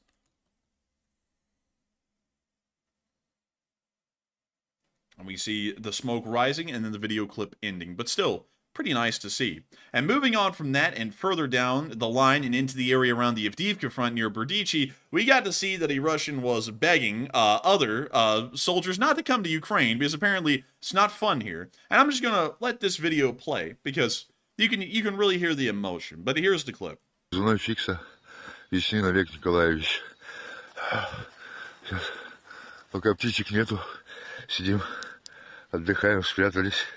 Бежим, не знаю куда. Мой номер жетона АВ 067 865. Даю обращение. Номер части Уссурийска, ВДШБ, 83-я штурмовая бригада. Даю обращение, что все, больше мощь нету. 3 дня без еды, без питья. Поддержки никакой. Взял на себя ответственность командира. Командир раненый. Мясник, ты как там? Мясник. Не могу. Сил нету. Пить очень хочется. 3-й отстал, истек кровью. Фара позывной. Все, наверное, нету. Наверное, умер. Сзади тоже ребята лежат. 5 300-х видел. 4 200-х лежит. все изувечены. Никто никого искать не будет. Что делать дальше, я не знаю. Ноги не идут. И жить хочется. Будем сдаваться. Все. Хватит. Может, так хоть маленько поживем. Больше выбора никакого. Ни патронов, ничего. А больше всего хочется пить. Мужики, если кто-то что-то это увидит, даже не думайте, какие контракты, блядь. Все. Опять что-то жужжит. Все. Well, that's the end of the clip, and you can So if he'd have gotten properly like equipped and everything like that, he'd have been okay. But since he's not properly equipped, that's why he's upset. yeah, he's like, dude, I have no water. And it's like, oh, I understand that, man. Like in the South, if you have no water, you're dead in a day. But this guy here, So he's totally ignoring the fact. He's like, you're in a country that doesn't belong to you, buddy. It's like that didn't cross his mind apparently, but being thirsty did. dude, he's like your average hot dog man. You know, it's like, oh man, what I do is messed up. Oh man, but I have no water. Oh, or something like that. It's just like, it's like, okay, I guess the main point that you're there is completely pointless. But anyways, we also got to see a picture today of an Su-27 armed with JDAM, so you can actually see them out there on the wing. It's kind of cool. You can actually see one right there too, a little bit better. Kind of neat, in my opinion at least. Pretty But cool. anyways, moving on from that clip and a little bit further down the lines and into the area of Kherson, we got to see that on the left bank of the Dnipro in Oleski, that a Russian building was destroyed. This one, right? Oh, actually, it just blew up right when I pointed it. But this one right here. And that little small headquarters is gone.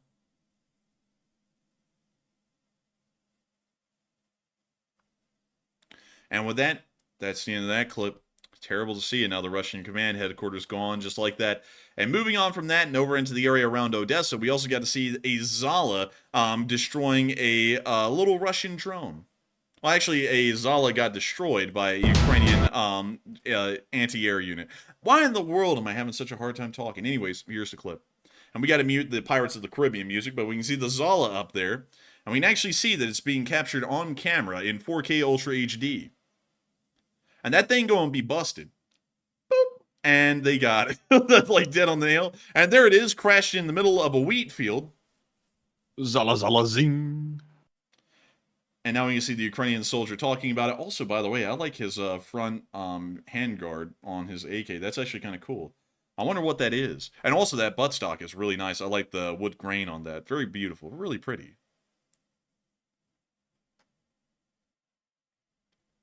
And so with What's that... he saying? What's he saying? Yeah, what did he say? We could try and understand them. розвідувальні операції над позиціями. Yeah, that's going to be a pointless task, Chief. I hate to say it, man. Like, I wouldn't be able to understand him.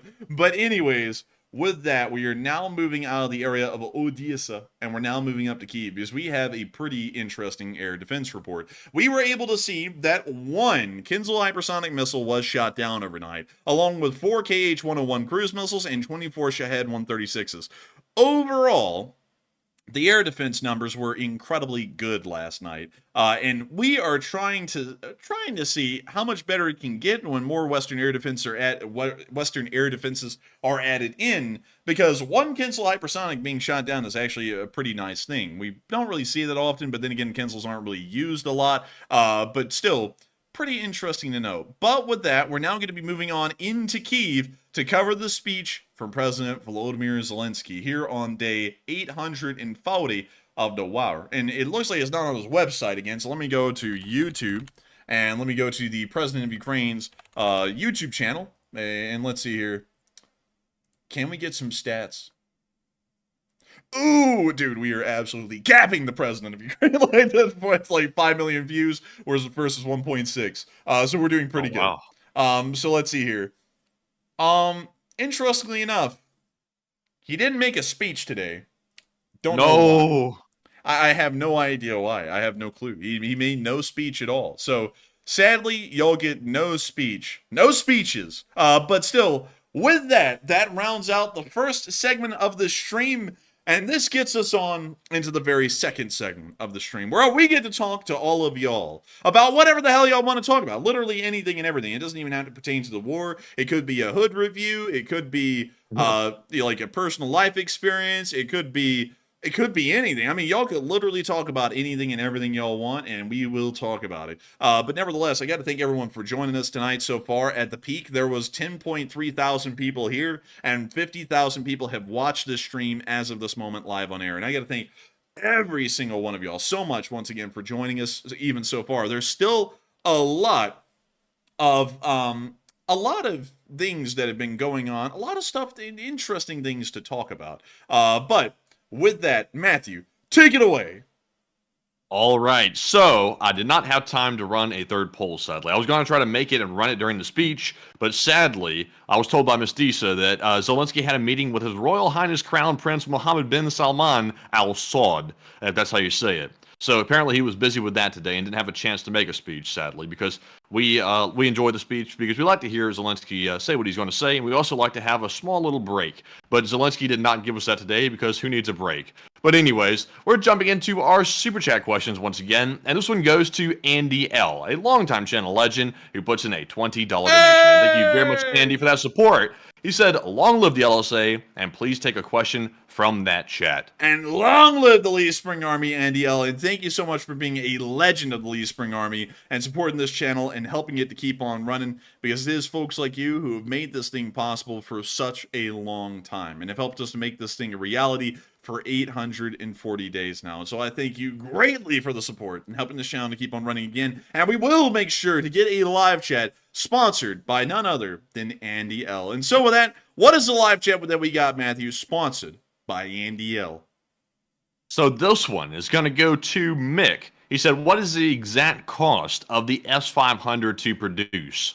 The S-500 costs $2.5 billion per battery to produce. And I know a lot of people are going to be asking, well, what about the launchers? It's not really, a battery system like that is not produced by vehicle like a tank, say, where you have one tank and that one tank is the entire system. A battery is made up of a large number of vehicles, an incredibly large number. And for that reason, instead of measuring the cost per vehicle, you measure the cost per battery. And so the entire battery, it costs around $2.5 billion, which is one of the most, I believe it may be the most expensive ground weapon system that exists in the Russian Federation right now. And so with that, I hope that does address that the best I can. And with that, thank you so much once again, Andy L., for sponsoring that live chat and helping this channel to keep on running, because it is folks like you who help to make this thing possible. And so with that, thank you so much once again for the support. I hope that does address that the best we can. And with that, we are on to the next one. All right, and our next one is going to go to none other than BC Skyman, who's another channel legend. As everybody knows, BC Skyman is a longtime channel legend, and he puts in a $20 donation. And thank you very much, BC, for that support. No comment to address on this one, but of course, we appreciate the super sticker. And I was trying to navigate my way back to the tab here to see what the super sticker was. So let me try to get back up here, but it's going very slow. He said, "Rage quit," and he's just slamming on the ground like a Nintendo 64. Or I don't know what that is. I don't know. I don't know. Maybe a Game Boy. And Nintendo 64 is a console, so I doubt that's it. But he's banging around saying "rage quit." So thank you, BC, for that support. And Enforcer, what say you? Aw, man. I'm really going to rage quit now. Beyond that, thank you so much for the incredible support, BC Skyman, and helping this channel keep on running. I know that you didn't throw in a comment, but the support does say a lot, and it helps us to make this channel a reality. It helps us to keep this thing running day in and day out. And if it wasn't for folks like you, absolute legends like you, BC Skyman, we wouldn't be able to be here right now. And so thank you so much for the support, and thank you for helping this channel to keep on running. And we are on to the next one. And our next one goes to John Garner, who's also a longtime channel viewer. He puts in a $20 donation. Huge shout out to John for that. He says, "To all my friends, you know who you are, and I'm going to do this. I have you." I have you. No, no, you don't. Like, but still, thank you so much for the support and helping the channel to keep on running. And thank you greatly for being a long-time channel viewer, John. You've been here for an incredibly long time, and I got to say, it's wonderful to have you here with us tonight. It's wonderful to have you not only enjoying the channel, but also helping it keep on running. And thank you so much once again for having everyone's backs in the Lee Spring Army. Because the Lee Spring Army is a massive community, and everyone in the LSA has each other's backs. And it's wonderful to know that everyone is like that and has been like that ever since the inception of the LSA, unlike some other communities where backstabbing seems to be the norm for the most part. But with that, I hope that does address that the best I can, and thank you so much once again for support and helping this channel to keep on running, and thank you for making, helping to continue to make this live stream ad-free and sponsor-free. And so with that, we are on to the next one. And our next one goes to Charles Hazlitt, who is yet another longtime channel viewer, and he puts in a $20 donation as well. He said, "You two are the source for the news from Ukraine, and thank you, and take one from the chat."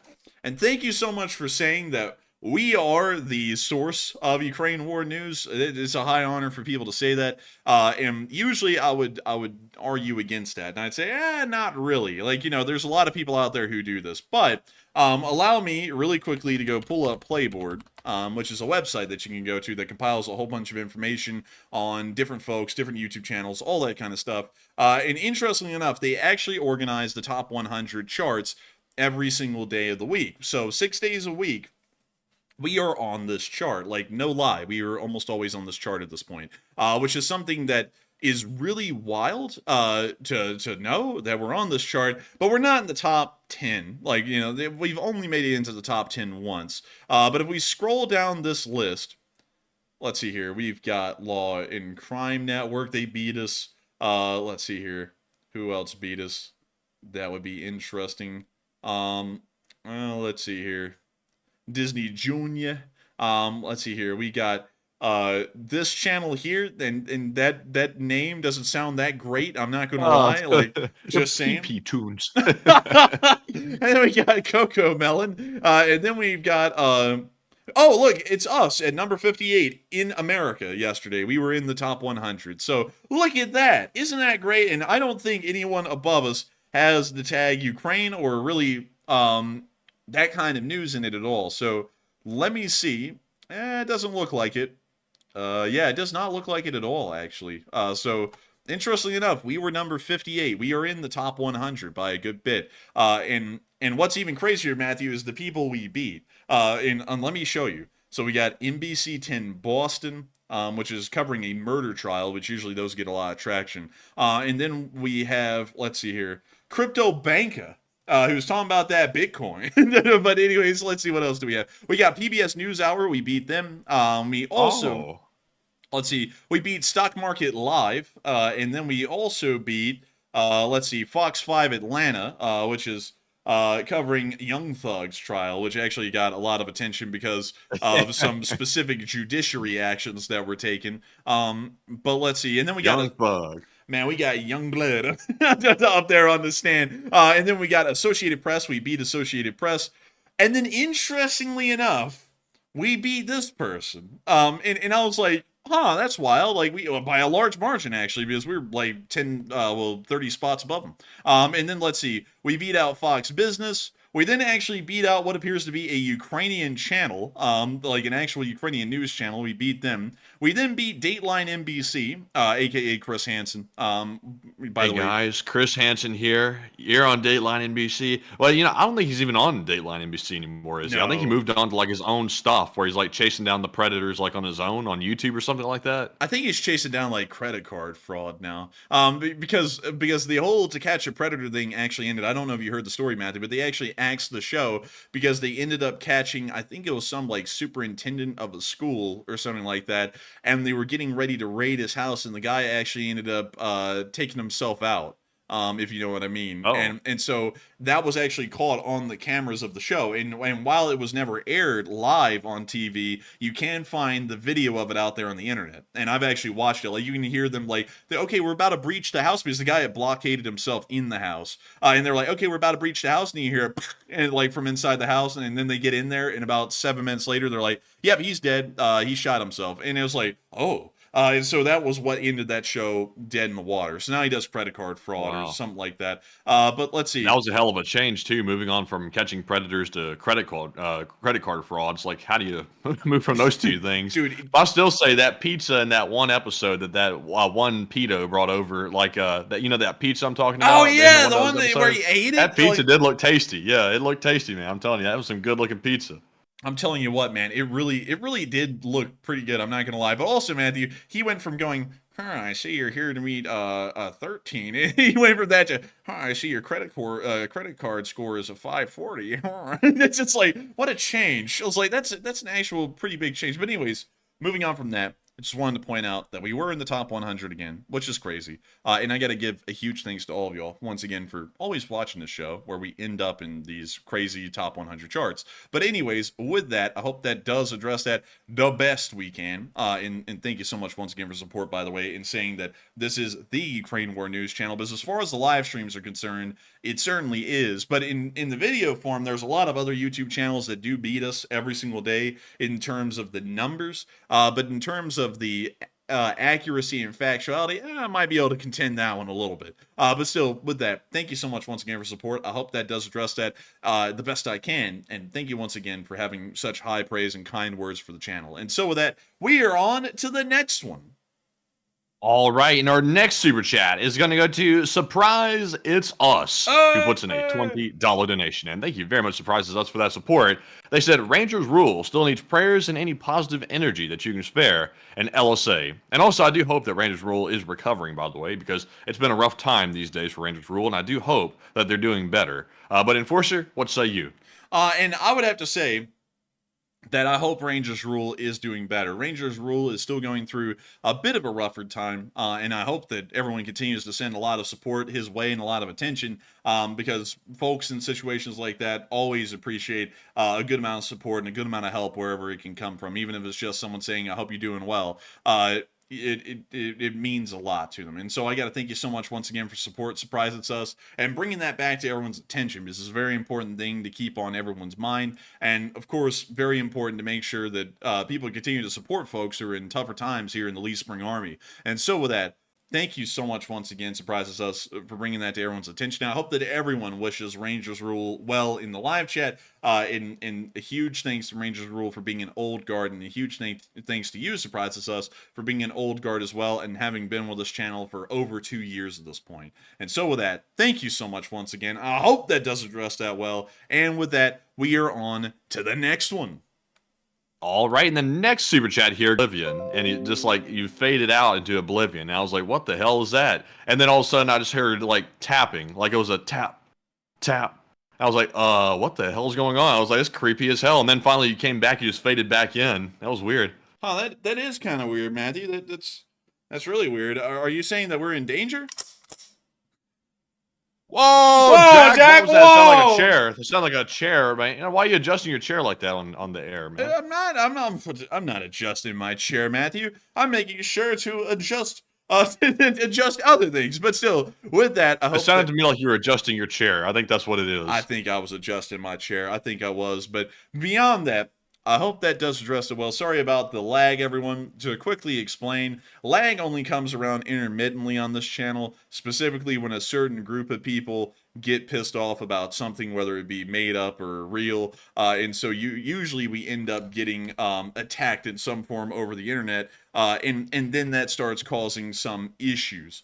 So with that, I hope that does address that well, because we're probably going to be dealing with that all night. Sadly, that's really out of our control. But please do bear with us, because we will continue to keep the stream running for as long as we can, until the power goes out or until our hearts go out, one or the other. But with that, I hope that does address that the best I can. And with that, I say we're on to the next one.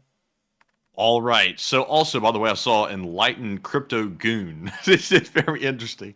He said, if the DMV gets nuked by Russia, what will be the radius of radiation? Man, what you got? Someone against the DMV or something? What are you talking about? The radius of do you think the radius of radiation will depend on what target is hit? Like the DMV, like that place is already radioactive, and if you put a nuke on it, it could get even worse. It could spread it across the entire state. if that happened. That could be terrible. But in all seriousness, moving on to our next one here, we have a $10 super chat from Neil Vizanot. And thank you very much, Neil, for that support. He says, I don't want to say how, but I see a way that Ukraine can take Crimea. And what would happen if they do? If Ukraine took Crimea, we would probably see that the Russians' war in Ukraine would start to fizzle out pretty quickly, primarily for the fact that the Russian Federation would not really have a point to fight this war. The entire war is being fought around Crimea and the Russians' access to Sevastopol, where they can base the Black Sea Fleet. If they cannot have Crimea anymore, really the entire war kind of ends up coming to an end, because there is no objective to really be holding or fighting this war for at that point. So at that moment, the war would most likely end, in my opinion, or they most likely broker some kind of a peace where the Russians end up holding on to Luhansk to save face, and it does become a part of Russia, but Zaporizhia, Kherson, and Crimea are completely reintegrated back into Ukraine. That may be the way things go in the future. And so with that, I hope that does address that the best I can, at least on my opinion on how that would go. And I got to thank you so much once again for support and helping this channel to keep on running, because it is folks like you who help to make this thing possible. But still, I hope that does address that well. Thank you so much once again. And with that, we are on to the next one. All right. And also, by the way, I'm not sure if Howard heard us, because I think he said you missed me, LOL. We did call it out. I think the lag might have taken it all over and you weren't able to hear it. But just to repeat it one more time, Howard Turgell put in the 20 and said LSA.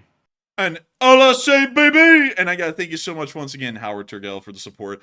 Sorry if it looks like we missed you. Maybe the lag got it, but we did read it off. I'm thinking that was just most likely some kind of a lag issue right there. But still, thank you so much once again, Howard, for the support and helping the channel to keep on running. And I hope we were able to circle back and make sure that we addressed that on air where everyone could hear it. And so with that, thank you so much once again. And we are on to the next one. All right. And also, I see someone just came in and said, you got to be joking. No, we're not. We're not joking. Somewhat, but not really.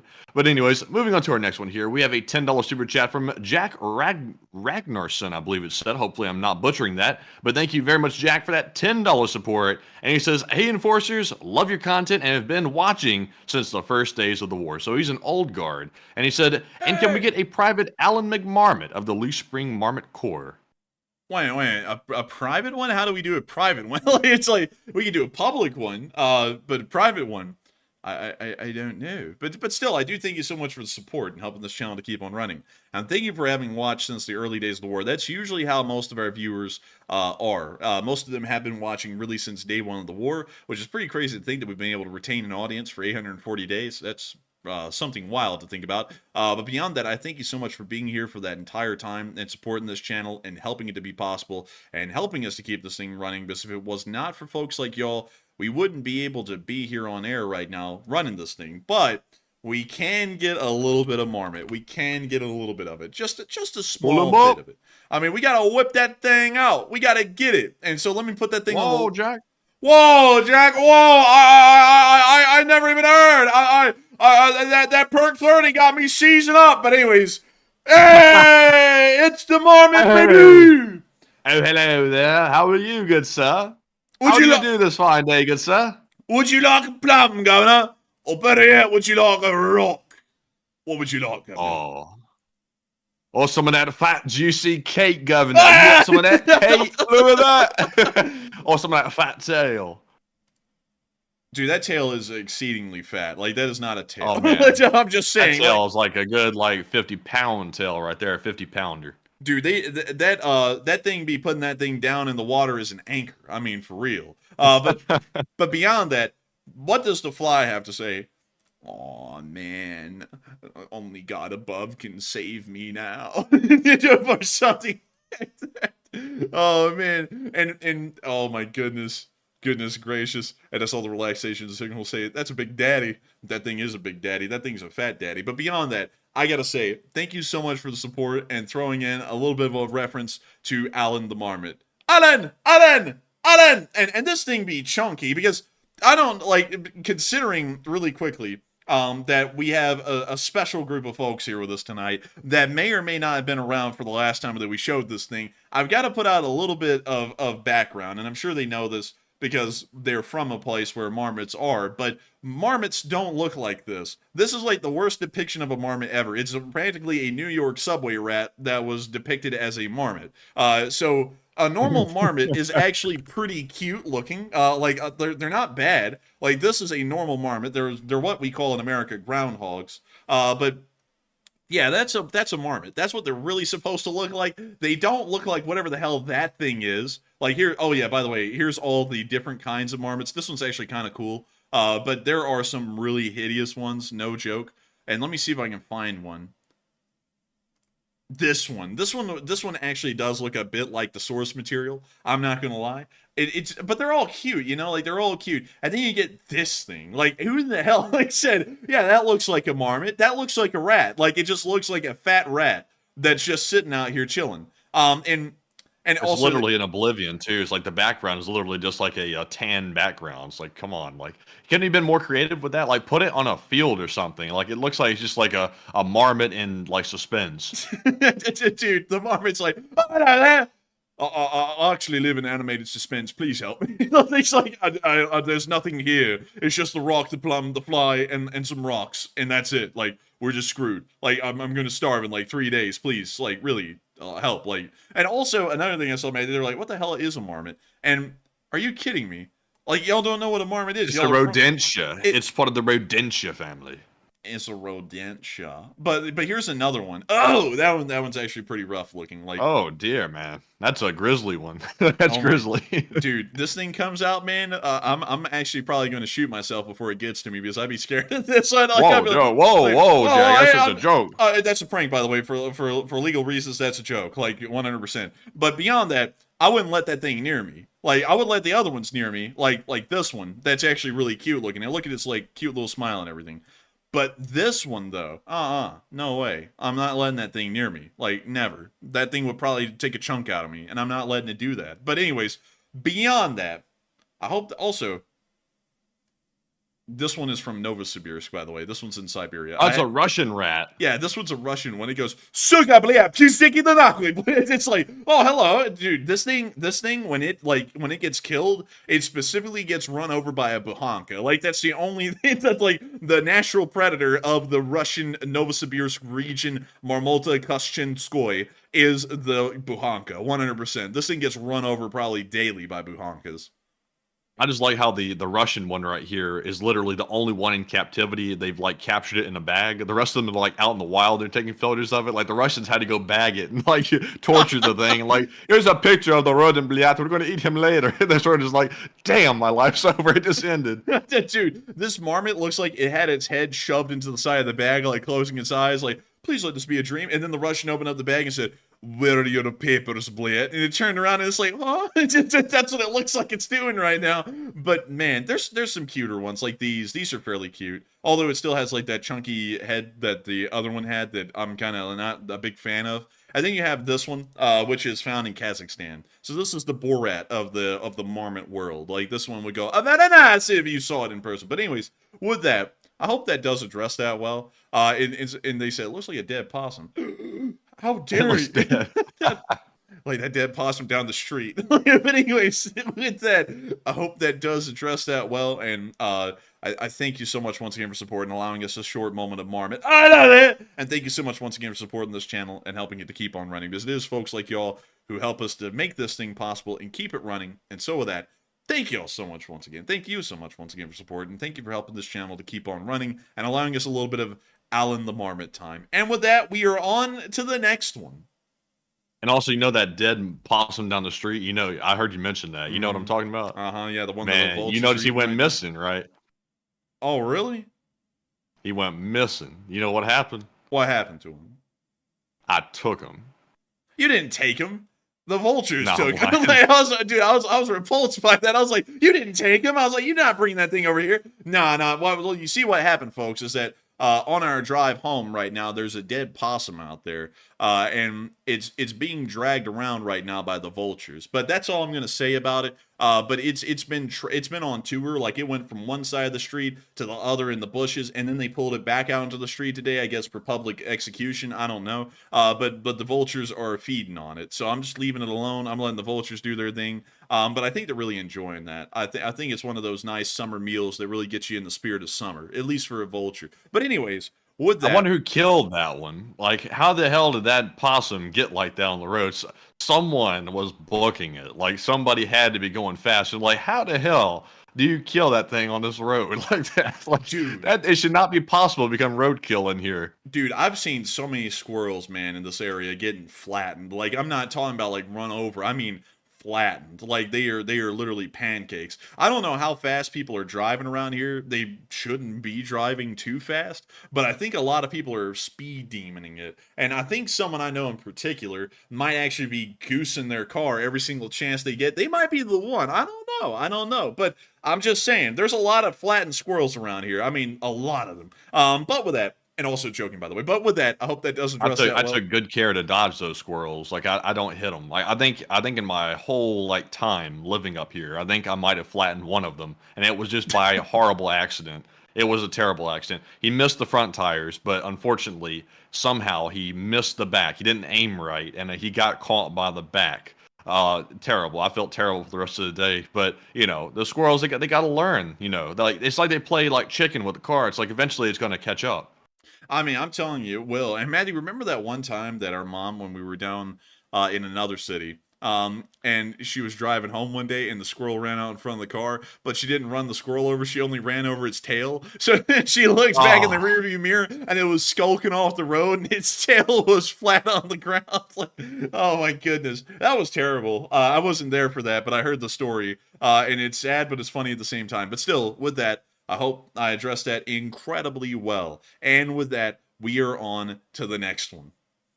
All right, so moving on to our next one here. Also, I thought people were going to be like, oh my God, you hit the squirrel. It looks like people were like, get rid of those damn things. I'm like, damn, I didn't know they were hated that bad. I always try to dodge them. I give them the benefit of the doubt. I'll like slam the brakes for them. I won't get rear-ended for the squirrel, but I'll like try to swerve or something. But some of them are like determined. Like, I think they're aiming. But anyways, moving on to our next one here. This one goes to Psyops, who puts in a $10 donation, and Psyops is back. It's good to see you. And thank you very much, Psyops, for that $10 support. We appreciate that very much. And he says, getting married, he said, found wife. And did you know that you can have hugs all day now, he said. Super happy. And she's amazing, the best ever. And she made a spaghetti. And love is amazing and fell for it first time at 33.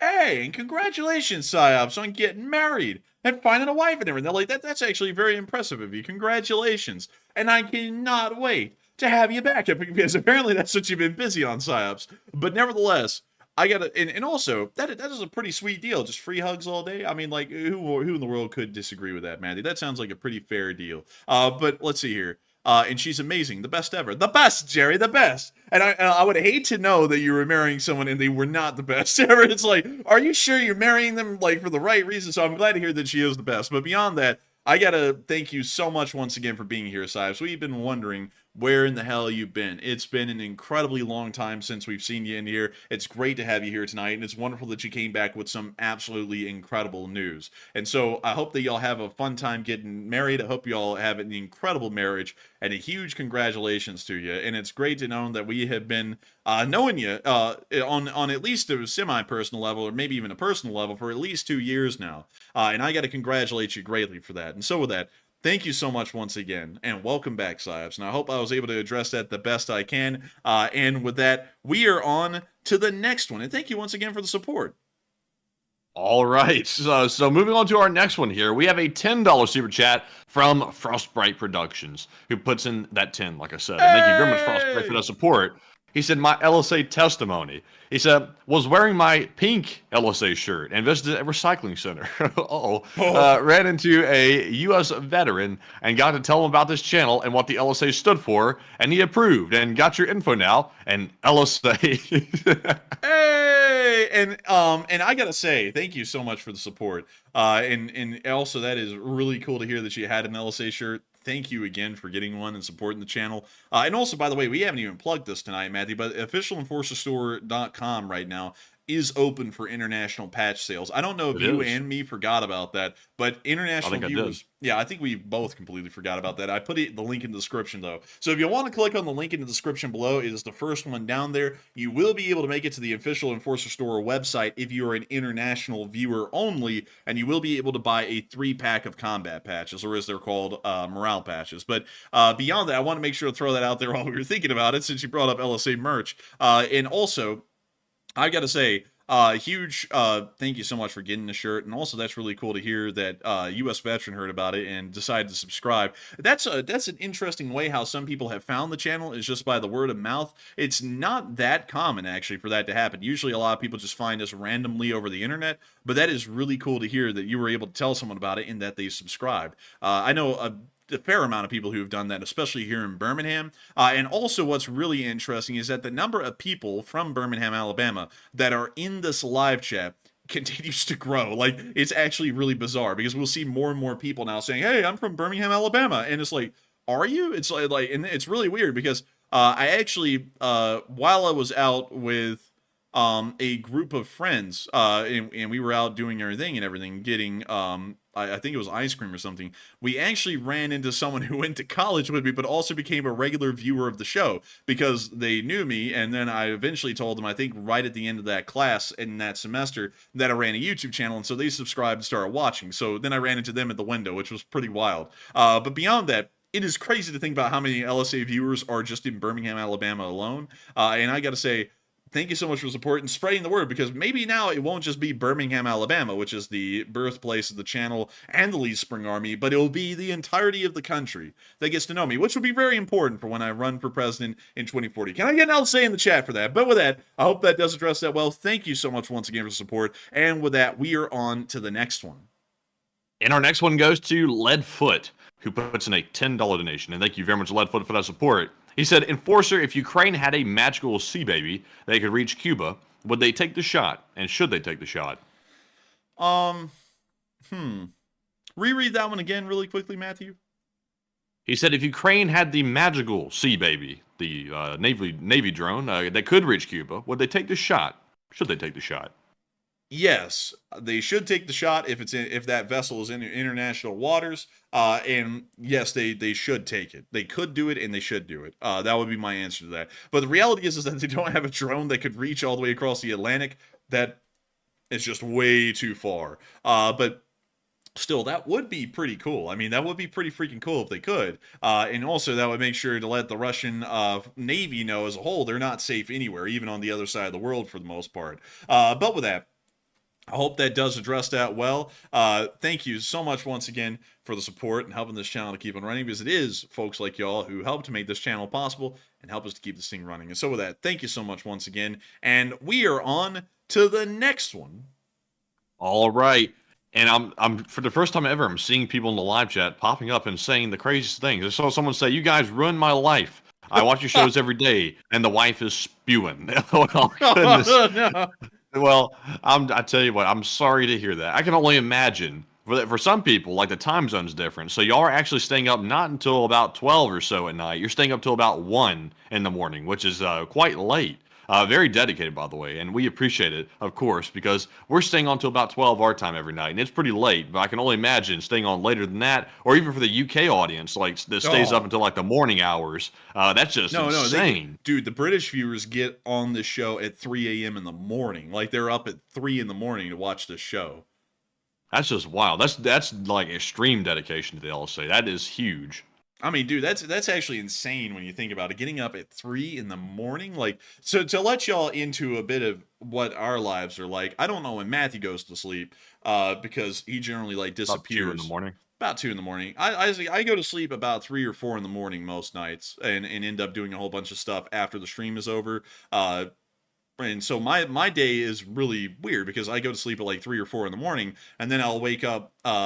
Usually I would wake up around 11. But nowadays I'm starting to wake up around 9 to 10. I don't know why, but I'm not really sleeping that well anymore. Like not to give you all like a whole bunch of personal detail or anything, but I don't sleep well anymore. I generally I just cannot sleep. Like, I cannot get myself to sleep. And some people are going to be like, oh my God, it's the nightmares. No, it's not nightmares or anything. I just don't know. I just can't sleep anymore a lot. But I'm still exhausted all the time, which is like, why in the world is this working? Like, why can't I sleep? But at the same time, I'm exhausted all the time. It makes no sense. But maybe it's caffeine or something. Who knows? Because I do drink loads of caffeine all the time, all day. So maybe that's it. But beyond that, it would blow me away to be up at 3 in the morning and then stay up from about 3 to 6:30 watching this show. I mean, that would be absolutely insane. And I got to give a huge shout out to all of our European viewers, not just the British ones, but the French, the Germans, the Dutch, the Danish, the Norwegians, the Swedes, everyone in Europe who's watching the show, because y'all all get up at an insane time in the morning to be able to watch this thing. And so if y'all are from Europe right now and you're on the stream live, a huge shout out to y'all, because I don't know how y'all do that every single day. But with that, I hope that does address that fairly well, at least in my opinion. Dude, DYI Solar Adventure said, oh boy, that's the Michael Jackson syndrome. No, I don't think I... Oh God! It's like... Oh God, I'm coming down! Good morning. But anyways, with that was a pretty good one though. Michael Jackson syndrome. Hey, listen, I don't own Neverland Ranch, okay, so I don't have his syndrome. All right, thank God I don't. But bless my stars, I don't. But anyways, with that, I hope that does address that fairly well, at least in my opinion. And with that, we are on to the next one. But thank you once again for support and helping this channel to keep on running. All right, and the next one goes to Carrie Ann LSA, who puts in a $5 donation. Thank you very much, Carrie Ann, for that support. And Carrie Ann said, hey guys, you should never fight a dinosaur because you'll get giraffes kicked. LLT, LSA, I like that. Thank you for the support, Carrie Ann. Does that rule apply to Gerasimov, the horse face? Dude, that would be like a great medieval name for Gerasimov. Is Gerasimov the giraffe faced or something like that. You know, that would be a good one. Damn. But beyond that, I got to thank you for support, Carrie Ann, LSA, and helping this channel to keep on running, because it is folks like you who help to make this thing possible, and it's folks like you who throw in good puns like that.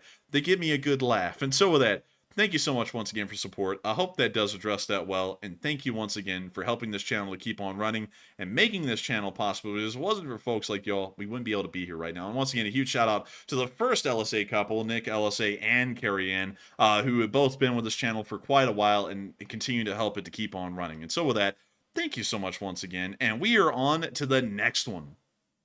All right, so our next one here is going to go to AMX10 Speedy Bang Bang, who puts in a $10 donation. And thank you very much, AMX10, for the support as always. He says, a live chat question, please. And AMX10, we shall grab a live chat, not drab. But we shall grab one. And thank you very much for the support as always. And the live chat question this time is going to go to Anonymous, who says, is the situation evolving in Crimea so that the Ukraine military can attack and land an airborne unit in Sevastopol?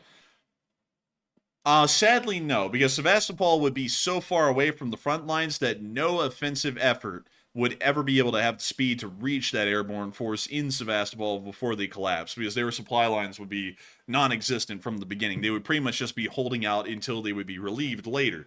So going off of that, I would say no, but it may support an airborne operation into the area around Melitopol. And if they were able to conduct something like that, we could see that the Ukrainians start to get a lot more forward momentum, and will be able to break through this area and start making their way towards Crimea. But any direct military action requiring boots on the ground right now would not be possible for the Ukrainian armed forces at the moment. Just even without air defense in Crimea, or the Air Force or the Navy being there in incredibly large numbers, that would still be something that would be pretty risky, if not suicidal, for the Ukrainian forces that would be involved in an attack like that. So I would generally have to say no at the moment. But if things change, that might change. But for now, it probably would be a no. But with that, I thank you so much once again for the support, I say, and thank you once again for helping this channel to keep on running and sponsoring that live chat. And with that, we are on to the next one.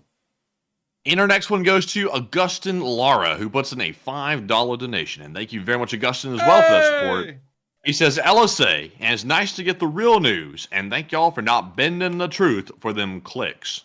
And I thank you so much for helping this channel to keep on running. I think if we're enjoying the truthfulness of the news, we try our best to make sure that the news is as accurate as possible every day. And of course, I will say we don't get that right every single day. Sometimes stories are developing still, and we end up saying something that may not be entirely correct now when more information comes out. Or sometimes stories may be slightly infactual because that just does happen. You know, so it is very hard to make sure that every bit of news is always correct, but we give it our best effort. And I got to thank you so much once again for enjoying our best effort and really finding it worthwhile to support and help it to keep on running, because it's only folks like y'all who support this channel that make this a reality for us to be able to do this. No joke. Like, I say that to every single one of y'all. But that is the actual reality of the situation. If y'all did not support this channel and help it to keep running, we would not be able to be here on air giving this our best every single day and keeping this thing running. And so we owe everything to y'all, all the people who are in the live chat right now, all the people who support this channel by hitting the like button, sharing it with their friends, people who throw in super chats like you. If it wasn't for all of y'all, we wouldn't be able to have this channel. We wouldn't be able to do what we do. And I got to thank you so much once again for being a part of that and helping us to be possible. And so with that, thank you so much once again, and we are on to the next one. All right, and our next one here is going to go to Jaya Turner, who puts in a $5 donation. And thank you very much, Jaya, for your support as well. He said, I've been here since the second week of the war and always loyal to the LSA. And y'all should check out the Ewam Garden of 1,000 Buddhas. How do you spell that? I don't even know where to go with that. It's EWAM, Garden of 1,000 Buddhas. Oh, here we go. The Garden of 1,000 Buddhas. So where is this? This is somewhere in America. I can already tell. This is in Montana, of all places. South of Flathead. Montana? Yeah, in Montana. No joke. Like, I'm not even kidding. I thought this would be somewhere else entirely, but nope. This is here. So let's take a look at this thing. So it really is just a garden of 1,000 Buddhas. No joke. That's just what it is. Oh, that's whack. Like, you would never think that something like this would be in Montana, but it is. That is different, like just out in the middle of nowhere. Yeah, just out here. Let's see. Yep. It's the Ewam Garden of 1,000 Buddhas. I mean, that's what it is. It's like a mix between Western and also Asian at the same time. It's like they have a ranch-style gate, but it's, you know, that pagoda type thing. Man, come on into the Ewam Garden of 1,000 Buddhas, where we have literally exactly 1,000 Buddhas. You can't top this shit. Like, you just cannot top it. But yeah, this is interesting. I gotta thank you for the support and sharing this with us, because I never even knew that something like this existed. But Matthew, you remember that one place in Washington State that we went to go look at Ladas? And it was like the absolute craziest crap. Like, you remember Oh, yeah, they had that nudist park like over there next to it. Do you remember that? Yeah, where the hell was that over here? Because I want to find that again really quickly. Let's see, hang on. Was it up here? I swear it was up here, Matthew. Like, near Pleasant Hill, something. Let's see. I can't really recall. Maybe it was near some mountains, but that's really like the whole state of Washington, isn't it? So I don't know where in the world this thing was. Hang on, hold up. Wait a minute. I think we might be getting close. Oh, here we go. There it is. Oh no, it's a nudist park. Oh no, Oh, the my family Lord. nudist park. That's what makes it even worse than that. Dude, that is wild though. Tiger Mountain Family Nudist Park. A documentary needs to be made on this specific valley right here, because this is like the craziest crap. And then they have the children's garden school just like down the street. And then up the street, they have this place, Fox Hollow Farm. I don't even know what they did. And then you got Poo Poo Point Trailhead. You got That's right. you got the Soviet Car Museum, which sells Soviet cars, by the way, no joke. And then up beyond that, you've got an adult family home. Like, this street is literally a freaking trip. Like, I've never seen a street this whack in my life. Like, you got everything on the street. The stuff that doesn't belong is on the street. And then to top it all off, you got Poo Poo Point right there. Like, somebody said the family nudist camp. Somebody said, "Hey, yo, whoa, what the hell?" Like, no, seriously, that's really what it's called. Like, don't click it because it's scary as hell. Like, that is sketchy, man. But I'm just saying, I've never heard of that anywhere else. You'd only find that. Even the Washington people themselves said it, so I'm not trying to bash anyone. But that's weird. That is weird to me. Relaxation. So Chris Hansen is on the phone. Like, yeah, he's getting back in the business. He's like, I'm stepping out of retirement or going here. Dude, imagine if Chris Hansen came here. It would look like a frat party got broken up by the cops. Like, he would be running in every direction. Dude, that would... My name's Chris Hansen, and this is an investigation. Oh, God. Oh, God. Dude, nah, man. The same way every time. Dude, they wouldn't even hear his name. He wouldn't even introduce himself. You would just hear in the mountains, scatter, it's Chris Hansen. Like, they'd be running everywhere, dude. They'd probably end up running into Bigfoot out there, considering that that's where he's from, you know. But beyond that, dude, this would and then what's even crazier, you got golden age senior care. So I guess, you know, if you got any dementia riddled folks, I guess they won't be that out of touch, you know, because usually folks who are in senior care homes that are like dementia ridden, for some reason, from what I've always heard, they always end up escaping and wandering out, but they're like almost completely naked. So I guess they wouldn't be that out of shape, considering that there's a nudist park just down the block. But still, this place is just whack. I mean, like, there's no other way to explain this place rather than this is the wackest street in the country, no doubt. And like, I remember we traveled down this thing a little bit, and it just got weirder and weirder. But I'm trying to remember where in the world it got weirder. But I can't remember that off the top of my head right now. But still, this place is weird. And with that, I hope that does address that the best I can, because yeah, this is the weirdest place. Like the land of 1,000 Buddhists. It's a kind of a little weird that it's in Montana, but this street just beats it. Like, no doubt. Like, you just can't beat Poo Poo Point. Like, you can't. Like, there's no way. You lose every single time. But with that, thank you so much once again for support. I hope that does address that well. And with that, we're on to the next one. But thank you once again.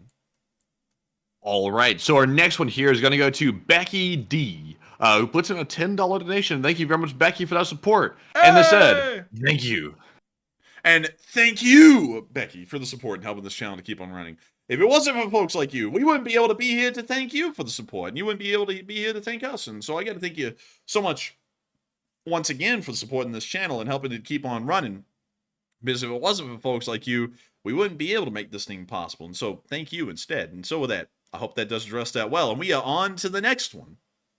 All right, and our next one here goes to Rogue, who puts in a 5 and says, Western pro-Russian YouTubers, what do you think about them? Like a particular fellow that likes history and calls himself a legend. No, if they're spreading pro-Russia propaganda, then, you know, they're hypocrites because they're living in the United States, presumably. I presume they're living in the United States, and they're enjoying the freedoms of the West, but yet they're advancing a propaganda narrative for the Russians, which are anti-democracy. That makes no sense whatsoever. And if they like it so much, then how come they don't go live in Russia? And they're not living there because they really don't like it. So they're just shills. But Enforcer, what say you? I would have to say, and also they're speaking of a specific YouTuber. They said their name pretty much. But, you know, like, I'll be completely frank on that one instead of trying to beat around the bush like we usually do. The analysis is pretty poor, because it largely relies on the idea that the Russians were a great power, more so than the reality that they are a minor power living in the shade of a great power.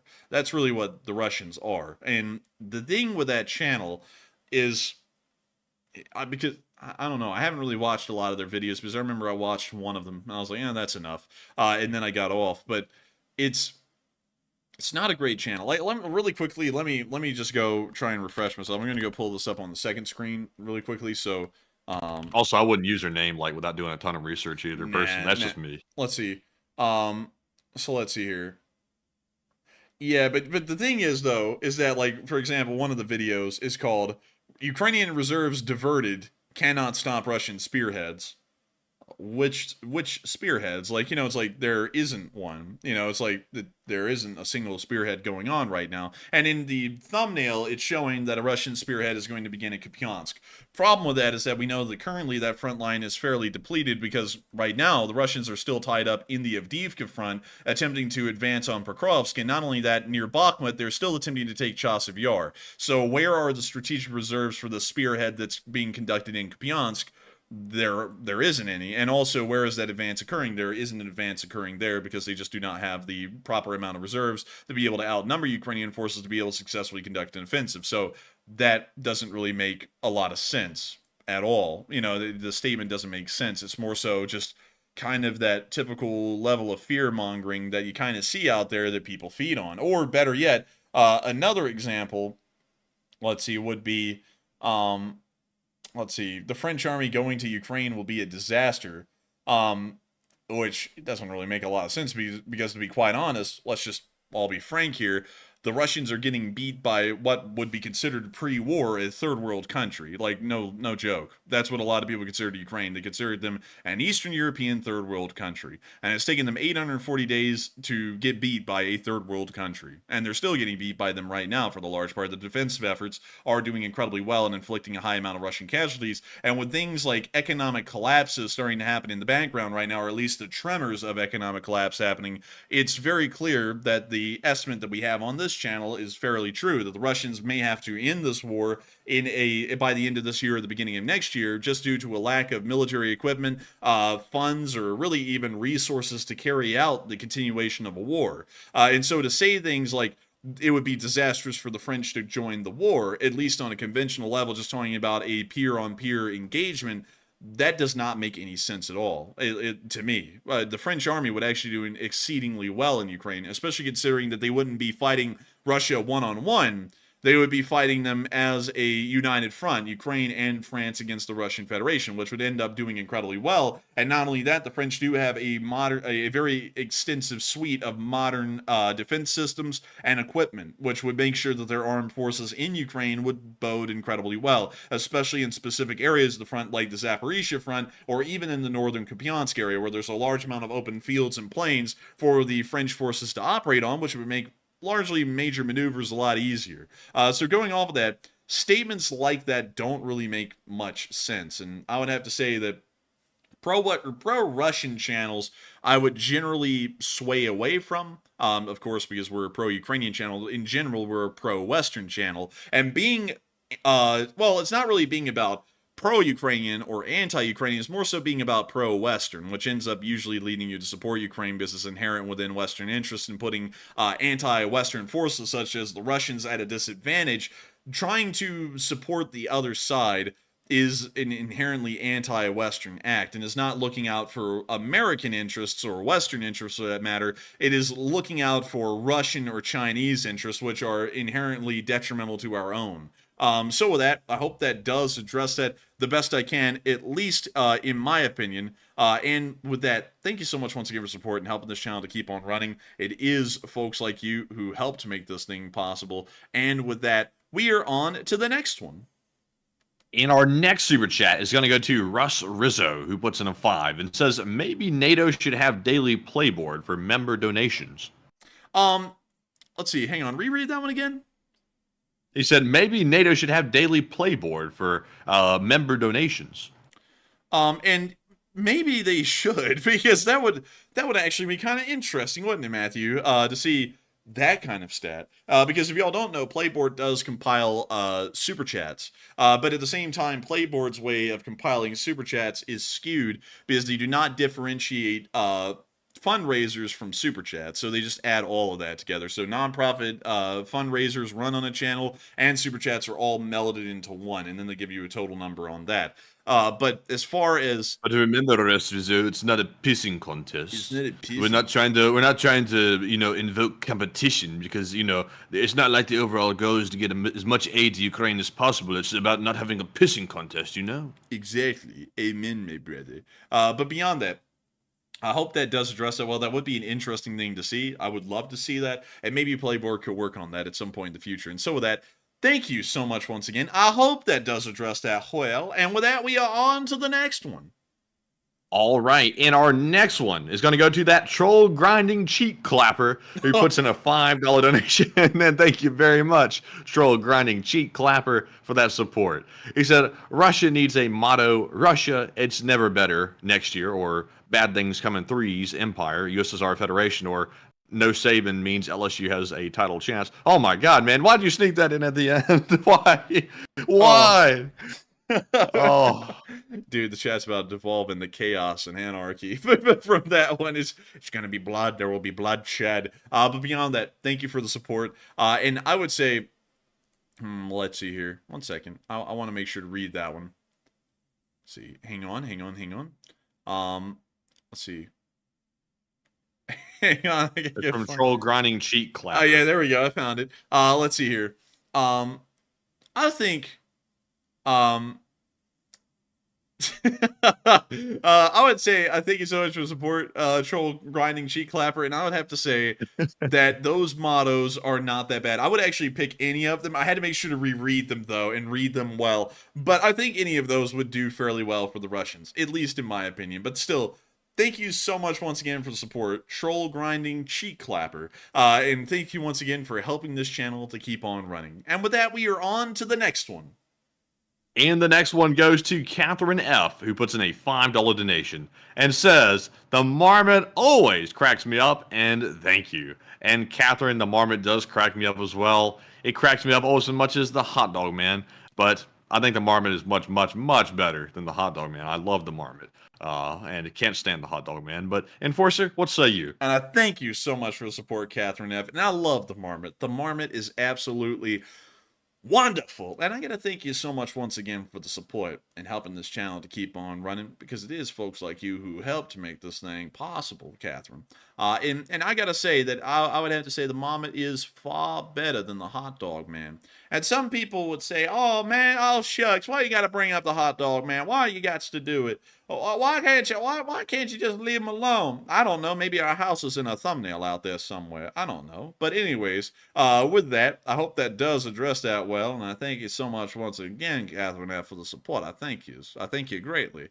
And with that, we are on to the next one. But of course, thank you for supporting this channel and helping it to keep on running. And with that, we're on to the next one. And also remember what the marmot always says about hot dogs. You know what they say, Enforcer? You'll do what you're told. Oh! And you will. And also, getting very close to the mic, that was probably like 3D right there. Oh, it's totally unacceptable what they did. Boom, boom, boom. You'll do what you're told. Do you understand, good sir? You'll do what you're told.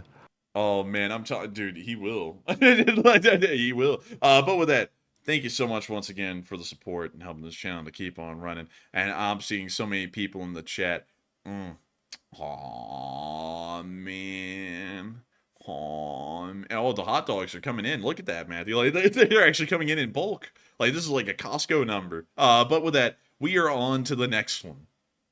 All right, and the next one goes to Laura Carr, who puts in a $5 donation. And thank you very much, Laura, for that support. They said, while we're talking about rodents, fun fact, there's a fossil beaver named after Buc-ee's, the popular southern travel stop. It's called the Anchitorimus buchi. What? Did you just try and read that like Spanish? Like, wait, hang on. Like, I was trying my best. But it didn't come out quite right. Let's see. So it is called the Anchitorimus buchi. Is what it's called. The Anchitorimus. I can't get that right either, man. Like, but you almost read that in like a Mexican accent, man. I was like, what the hell? Like, I was like, what is that? But that is very interesting to hear, Laura, because we actually have a Buc-ee's here in Birmingham, Alabama. Like, no lie, we actually have a Buc-ee's Superstop, and it is pretty cool. In Leeds, in beautiful Leeds, and here it is. This is it. The Buc-ee's. The Buc-ee's building is actually about as big as the Bass Pro Shops, which is right next door. Like, that's actually wild. And they also painted a giant Buc-ee's on top of the building. So, hey, aircraft, I didn't know they did that. Me either. But I will show y'all the Buc-ee's. This is the Buc-ee Beaver. And this is the food that they have available. And this is the other food that they have available. And then this is the store on a jam-packed day, and this is more of the food that they have available, and this is the desserts that they have available, and this is a part of the sweet nuts that they have available, and the sandwiches too. They have like sweet nuts nearby. You're gonna love my nuts. But they also have this for parfaits, and then they also have this truck that has all these Buc-ee plushies all over it, and then they also have like these very nice bathrooms, and I was about to say I wonder if they have pictures, and then I was like, you know what, someone who was taking pictures in a bathroom would probably look a little bit like a creep, so we probably don't have pictures of the bathrooms, but y'all be assured they're really nice. But beyond that, this place is cool. Like, no lie, it's actually really cool, and I would highly recommend, if you're not from America, or if you're not from a part of America that has a Buc-ee's, y'all need to go to Buc-ee's. It is really cool. It is actually neat. And then also down the road from here is Barber's Motorsports, which is one of the biggest motorsports museums, I believe, in the entire country, if I'm correct, Matthew.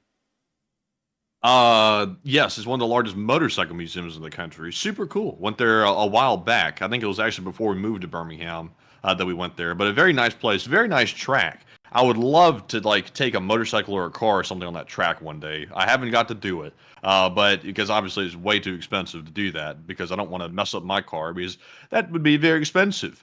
But I would love to go on it, like on a motorcycle or something. That would be super cool. In fact, if I could just take that Ninja right there, the H2R, I would be happy with that. Man, I want to take the motorized bicycle. I want to take that thing around the track. And then here's the track. That's what it looks like. It's like a legitimate track. They actually run Moto America like races on this track. No joke. But still, you know, Porsche has their like little like driving thing there where you can like race the little car around the track.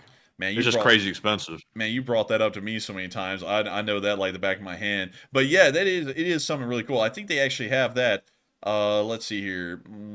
It's somewhere down here, isn't it? Like, oh, wait a minute, is this it? Or are these the... Nah, I don't know. I think that might be the paddock. Or, no, that's not the paddock. That's like the storage or something. There's the drift track over there on the left where you can actually, like, they have sprinklers that pop up and you can, like, slide around the corners and stuff. But there's a, like, zoom out a little bit. Let's see. No, not that far. Like, zoom in a little bit more. Let's see. Zoom in a little extra. It's honestly, I'm not sure where it is. I thought it was toward the back, but I think the back is the paddock, like way back there in the back. That's where the actual like paddock is for the cars and stuff like that. But I'm not sure where the Porsche thing's at. Yeah, me either. Because I always remember that the sign is like right here, right there at that place, and then they're like, you know, you go over here. There's going to be some like Porsche cars or something, but I don't see any of that, which is really interesting. But we actually set up, Matthew, like right here, like with our little lawn chairs and stuff. And we watched like the Moto America thing right there on this. Yeah.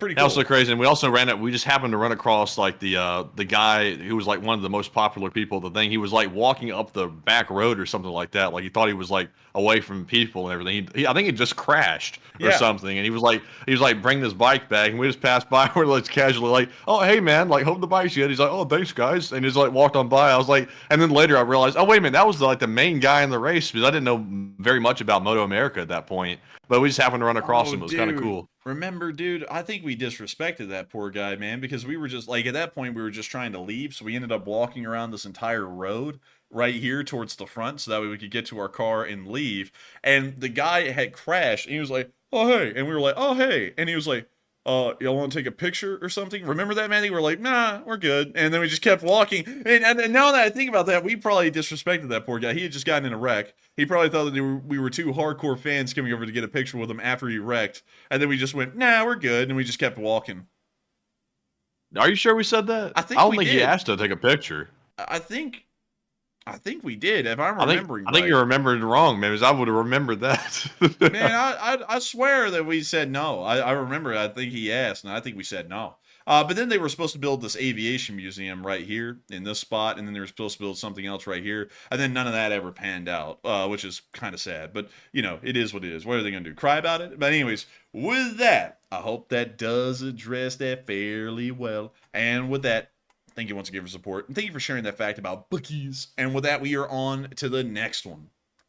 All right, and the next one goes to Richard Hawkins, who puts in a $20 donation. And thank you very much, Richard, for that support. And we appreciate it very much. He said, I like relish. I'm a hot dog. Oh, man. Oh, goodness. Oh, the hot dog jokes are coming in tonight, Matthew, aren't they? They're good. They're good. I like him. And I like, you know what I like on my hot dog? Chili. I like a good chili dog. Matthew, I think he likes relish on. Chili dog. I just like the relish personally. Yeah, Matthew just likes the relish on his hot dog, but me personally, I like chili dogs with a good bit of cheese on top. But with that, I thank you so much once again for the support. I hope that does address that well. And with that, we are on to the next one. Thank you so much once again for support, Richard, and helping this channel to keep on running. Yes, indeed. And our next one goes to Russ Rizzo once again. He puts in another 5 and says, on second thought, you can do a daily report of NATO contributions with awards.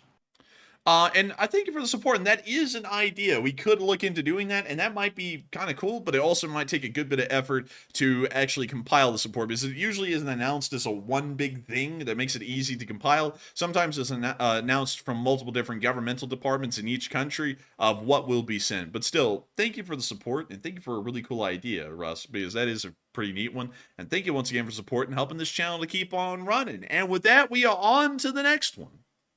All right, and the next one is going to go to Jaya Turner once again, who puts in another 5 and says, for context, the Buddha garden was set up by a Tibetan monk, and we also have a lot of Hmong and Russian ethnic minorities here in Montana, and so it does get use. Interesting. I actually did not know that, and that is really news to me. I think it was here we go. The Garden of 1,000 Buddhas right there. That is really interesting. I would have never known that. And I thank you for sharing that with us, because I always thought that this area of Montana was mostly, like cowboys and stuff. That's at least what I always thought it was, and that's what it seemed like when we were driving up through there. But apparently, it's not the case. It's not only American cowboys; it may even be Siberian versions of cowboys as well, which is pretty cool. And so with that, thank you so much once again for support, and thank you for sharing that interesting little tidbit of info with us. And thank you once again for supporting this channel, Jaya Turner, and helping it to keep on running. And with that, we are on to the next one. And we have a 5 now from Eponus Moose, who puts in a 5 and says that super chat that I put in here is supposed to ask if we, the LSA, could be issued with attack marmots in case we get deployed, LOL. Of course, we would have an attack marmot for every single squad. It would be the tactical support marmot. And I got to thank you so much for the support and asking a very important question about Lee Spring Army equipment and gear, because it is such an important part of our warfighting operations to have attack marmots. And so with that, thank you so much once again for support and helping this channel to keep on running. I hope we addressed that well, and I say well, on to the next one. And our next ones go to John Gardner, who put in a 5, as well as Antidote, who put in a 3, and Sandy Ago, who put in a 3 as well. And huge shout out to John, Antidote, and Sandy very much for that support and helping to keep us running. And Enforcer, what say you? And I gotta thank a lot of y'all for the support. While y'all didn't throw in comments, y'all's support is greatly appreciated. And I thank y'all so much once again for being with this channel, supporting this channel, and helping it to keep on running. Because if it wasn't for folks like y'all, we wouldn't be able to be here right now. And so with that, thank y'all all so much once again. I hope that does address that well. And with that, we are on to the next one. And this one goes to Stephen Mosher, who puts in a 2 and says S-500 ? Send vital visuals. And yeah, that's a pretty good idea to send some kind of a AGM-88 harm against it and see what can be done. Because if they could hit it with a harm, it's over for that $2.5 billion system. So I thank you so much for the support. I hope that does address that well, because I'd certainly agree with that completely. Anti-radiation operations or seed operations are paramount at this moment. And so with that, thank you so much once again. I hope that does address that well. And with that, we are on to the next one. And this one also goes to Stephen Mosher, and he puts it on another 2 and says, man, we need the AGM 136A. The AGM 136A, The AGM 136A, The Tacit Rainbow, It's an anti-radiation missile. It was a program that was run from 1982 to 1991. And they actually have a mock-up of it right here. And this is in the National Museum of the U.S. Air Force in Dayton, Ohio. Pretty cool. Let's see here. Had a, about 280 miles in front of a crewed aircraft. That's actually kind of interesting. Didn't really know a lot about this missile, but now I do. And I thank you for sharing a little bit of info about this. Maybe we should have had this missile, but sadly we don't. We rely completely on the AGM-88 harm still. But thank you once again for support and helping this channel to keep on running, because it is folks like you who help to make this thing possible. And with that, we are on to the next one. And this one goes to Tima Jin, who puts in a 2 and says, hand salute and great job, guys. And thank you so much for the support, and thank you for the hand salute, and thank you for saying that we do a great job, because we try our hardest to do a great job. And I thank you so much once again for enjoying it and supporting it, because folks like you help to make this channel a reality every single day. And with that, thank you so much once again, and we are on to the next one. And this one goes to Joseph M. Sika, who puts in a $2 donation. And Joseph says, happy birthday to me. And also, happy birthday to you, Happy Joseph. birthday. And I hope you've had a good one. And he also said, one more year until death. I'm not sure what that part means, but goodness. And I thank you so much once again for the support, and happy birthday to you. I hope you've been having an amazing one. I hope this stream is kind of like the icing on the cake. But nevertheless, thank you so much once again for support and being here with us tonight and supporting this channel and helping it to keep on running, because if it wasn't for folks like y'all, we wouldn't be able to make this thing possible. And so with that, I hope you have a happy birthday. I hope you're here with us for many more years, by the way. I hope you are. But still, thank you once again, and we are on to the next one. All right, and the next one goes to Eric Kress, who puts in a 2 and says, we need an LSA hat now, and thank you for the work. And thank you so much for the support. We are thinking about making an LSA hat. We already have the next merch run ironed down, actually. We know what it's going to be. But we are looking at making hats and having LSA hats as a thing. That would be really cool. And so with that, thank you so much once again for the support. I hope that does address that the best I can. And with that, we are on to the next one. All right, and the last one is going to go to Butchie777, who puts in a $2 donation. And Butchie, thank you very much for always supporting the channel and still supporting it even to this day, and we appreciate it very much. And with that, that is actually our last super chat of the night. So it's now time to jump into our live chat questions for the night. And of course, up first, we have the Morse code decoders of the stream. And tonight, it was Cliff Simonson, Mark Hodges, Earl Bernew, Paul Schultz, Kevin J., Rumpelstiltskin, and David Millsaps. They said, the Morse for tonight says, from the LSA Signal Corps, Russia is deploying the S-500 now, and let's see what it can do. Long live the LSA. And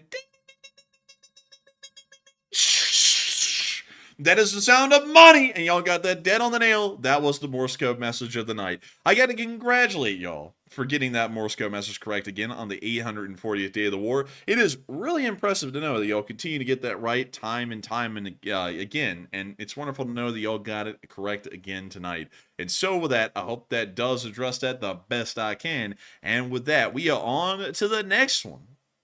And the next one goes to, actually the first live chat question is going to go to Caviar, who says, what is the news with the new U.S. sanctions on Russia that has the Russians running to withdraw the ATMs again? So apparently the new sanctions are on something to do with U.S. reserve currency inside of the Russian Federation, or apparently it's some kind of a tariff or an increased tax that we put on to U.S. currencies being used with the Russian Federation. And for that reason, it's made it to where the Moscow exchange has stopped trading in U.S. dollars today, which has led to many people making a run on the bank because they're scared that the ruble is going to collapse here very soon, and this will lead to Russian economic decline completely.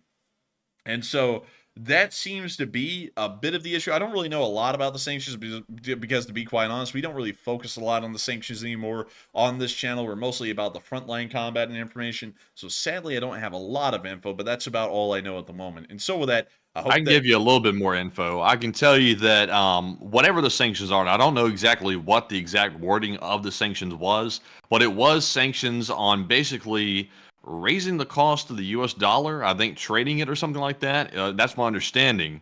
But I do see here on Twitter a post from Nexta. It says that some Russian banks have also raised the price of selling cash dollars and also euros as well amid U.S. sanctions against the Moscow exchange. So it looks like that the Russian banks are raising the price of selling the U.S. dollar. So that could be what's causing an issue here. Is it's simply too expensive to trade it, and they're being forced to sort of trade back to the ruble, which is nearly worthless. So that could be the problem here. They're worried that's going to actually affect the central bank so badly that the Russian banking system might just collapse altogether. And that's why the people are running to the bank. But that's just my layman's understanding of it. If someone is in finance, they probably know a little bit more than me on it. But that's what it seems to be.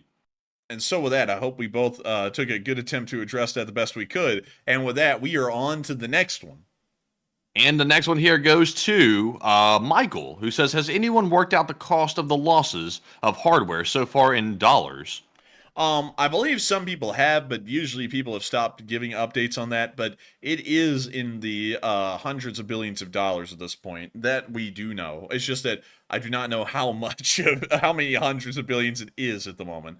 So with that, I hope that does address that at least the best I can. It's more than 100 billion, less than 500 billion. But beyond that, I would not know the exact figure. But I still hope that does address that the best I can. And we are on to the next one.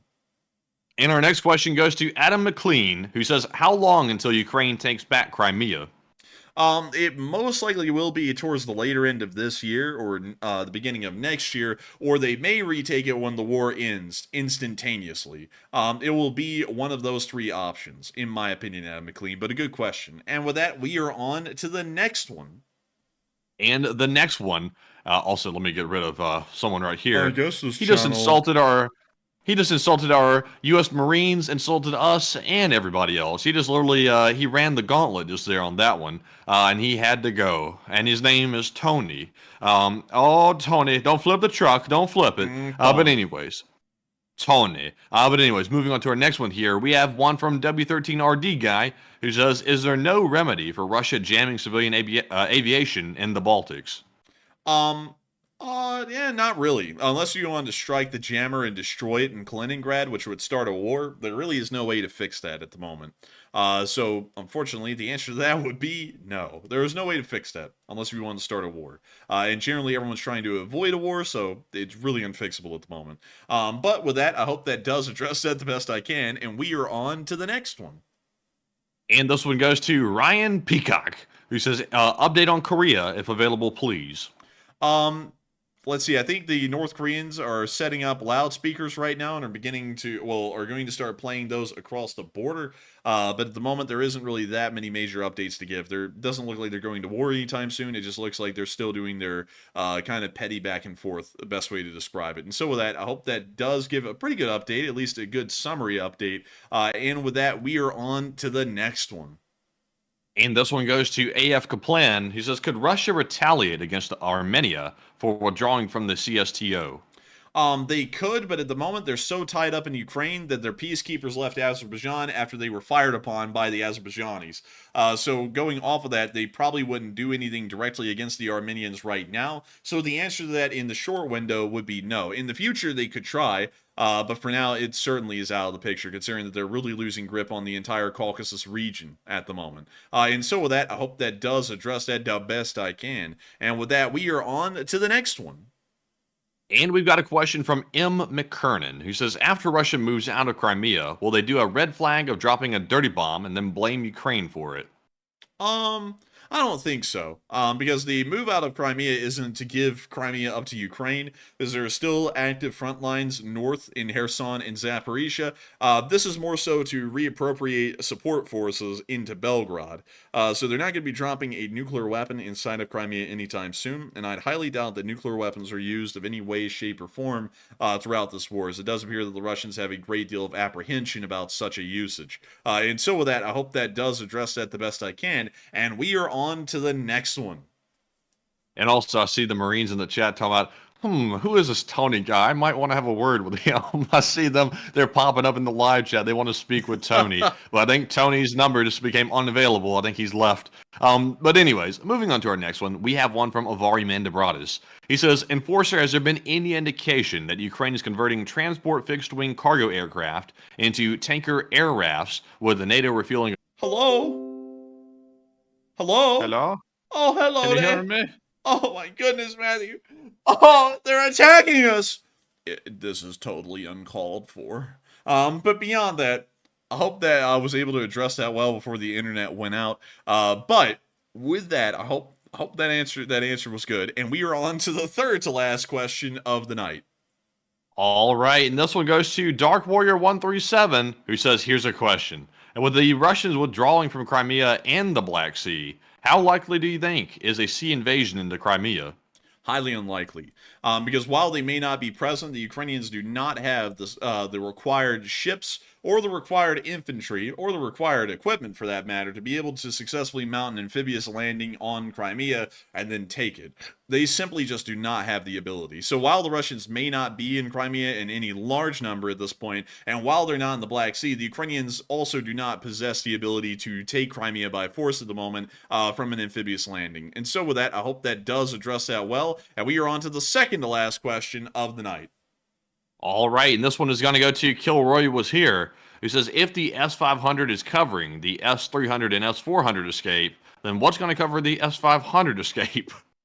The S-500 is going to pack up and run like hell. That's the only thing that's really going to cover its escape, because... And honestly, that's kind of the big risk, and that's kind of why Matthew and me are believing it probably will end up getting destroyed. There is going to be nothing left to protect the S-500 system, so if it starts to pack up and leave, it most likely will get destroyed. And so with that, I hope that does address that well, at least based off of our analysis at the given moment. And also, I saw Matthew saying to Ivari, sorry, the lag is bad. The lag is bad. I'm so sorry about that, everyone. It's something, in Matthew and me, I think, Matthew, you can notice the pattern here. Some things happen externally, things start to happen on this end, because beyond that, because a lot of people are going to be saying, maybe it's time to get a new computer. It's not the computer, because every single day of every single month of every single year, the computer on my end is working just fine. Then something will happen outside of the computer's realm in the real world, and then we immediately start to have problems like this. It's a deliberate action being taken by a deliberate in a specific group of people. That's the best way to put it. So we just have to power through for the large part and just combat it as we can. And also that's why it's so important that so many of y'all hang on, and y'all do an amazing job at that.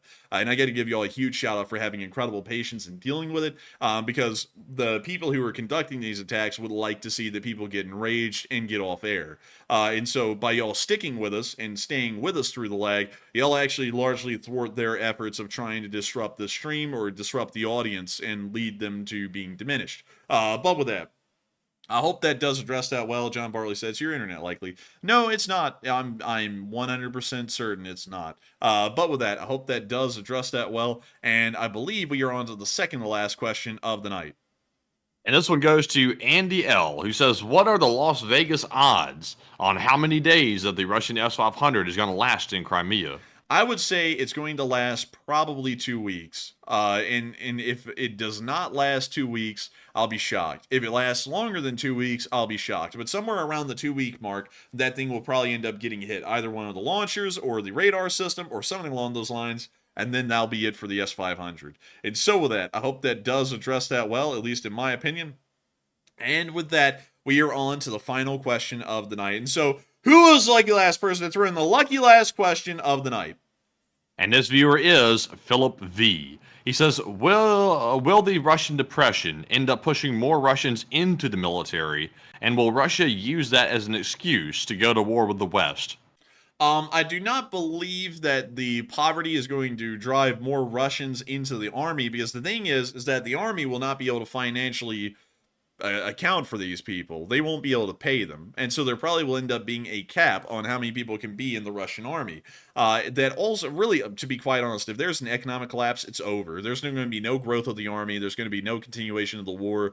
Things are going to be so bad, there's no way to continue on a war from that standpoint. So I would say it would not lead to a larger war, and it certainly wouldn't lead to the growth of the Russian army. It would lead to the shrinkage of the Russian army, and it would probably lead to the end of all wars that the Russians are currently involved in, at least in my opinion, because historically that's how economic ruin ends wars. It just completely stops them in their tracks. And so with that, I hope that does address that well, and we have reached the end of tonight's stream. I've got to thank all of y'all so much once again for being here tonight. Once again, at the peak of the stream, there was 10.3 thousand people here, and over the length of the stream, 64,000 people have watched. We are entirely honored by each and every one of y'all being here, and we are very humbled to know that y'all find us to be y'all source of news. If you are new to this channel and did enjoy it, make sure to subscribe. We are incredibly close to reaching 222,000 subscribers. We are just a little bit away, and if you subscribe, you may be the 222,000th subscriber of the channel, which it would be a pretty cool number to be a subscriber of, 222,000. That would be incredibly cool. And whoever gets the 222,222nd subscriber number, you're going to be even more lucky. But beyond that, Thank you all so much once again for watching. I will see you all tomorrow at 10 p.m. Eastern Time to cover the next 24 hours of the news of the war in Ukraine. Good night, good luck, take care, stay safe, Slava Ukraini, and long live the Lee Spring Army. The Lee Spring Army will never die. And good night, folks, and thank you all once again for another great stream tonight, and it's been a great one as always. And with that, Slava Ukraine, Heroam Slava, and a big shout out to Sully Canuck who put in that 10 Canadian. He said better late than never. And thank you very much, Sully, for that support as always. And with that, we'll see you all tomorrow night at 10 p.m. Eastern, and also maybe midday tomorrow as well for the short war summary. And with that, good night.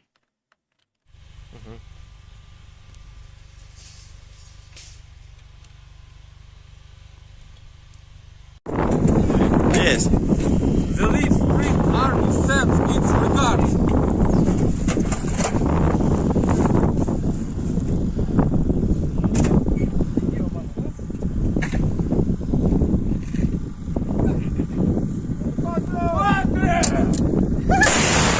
Good.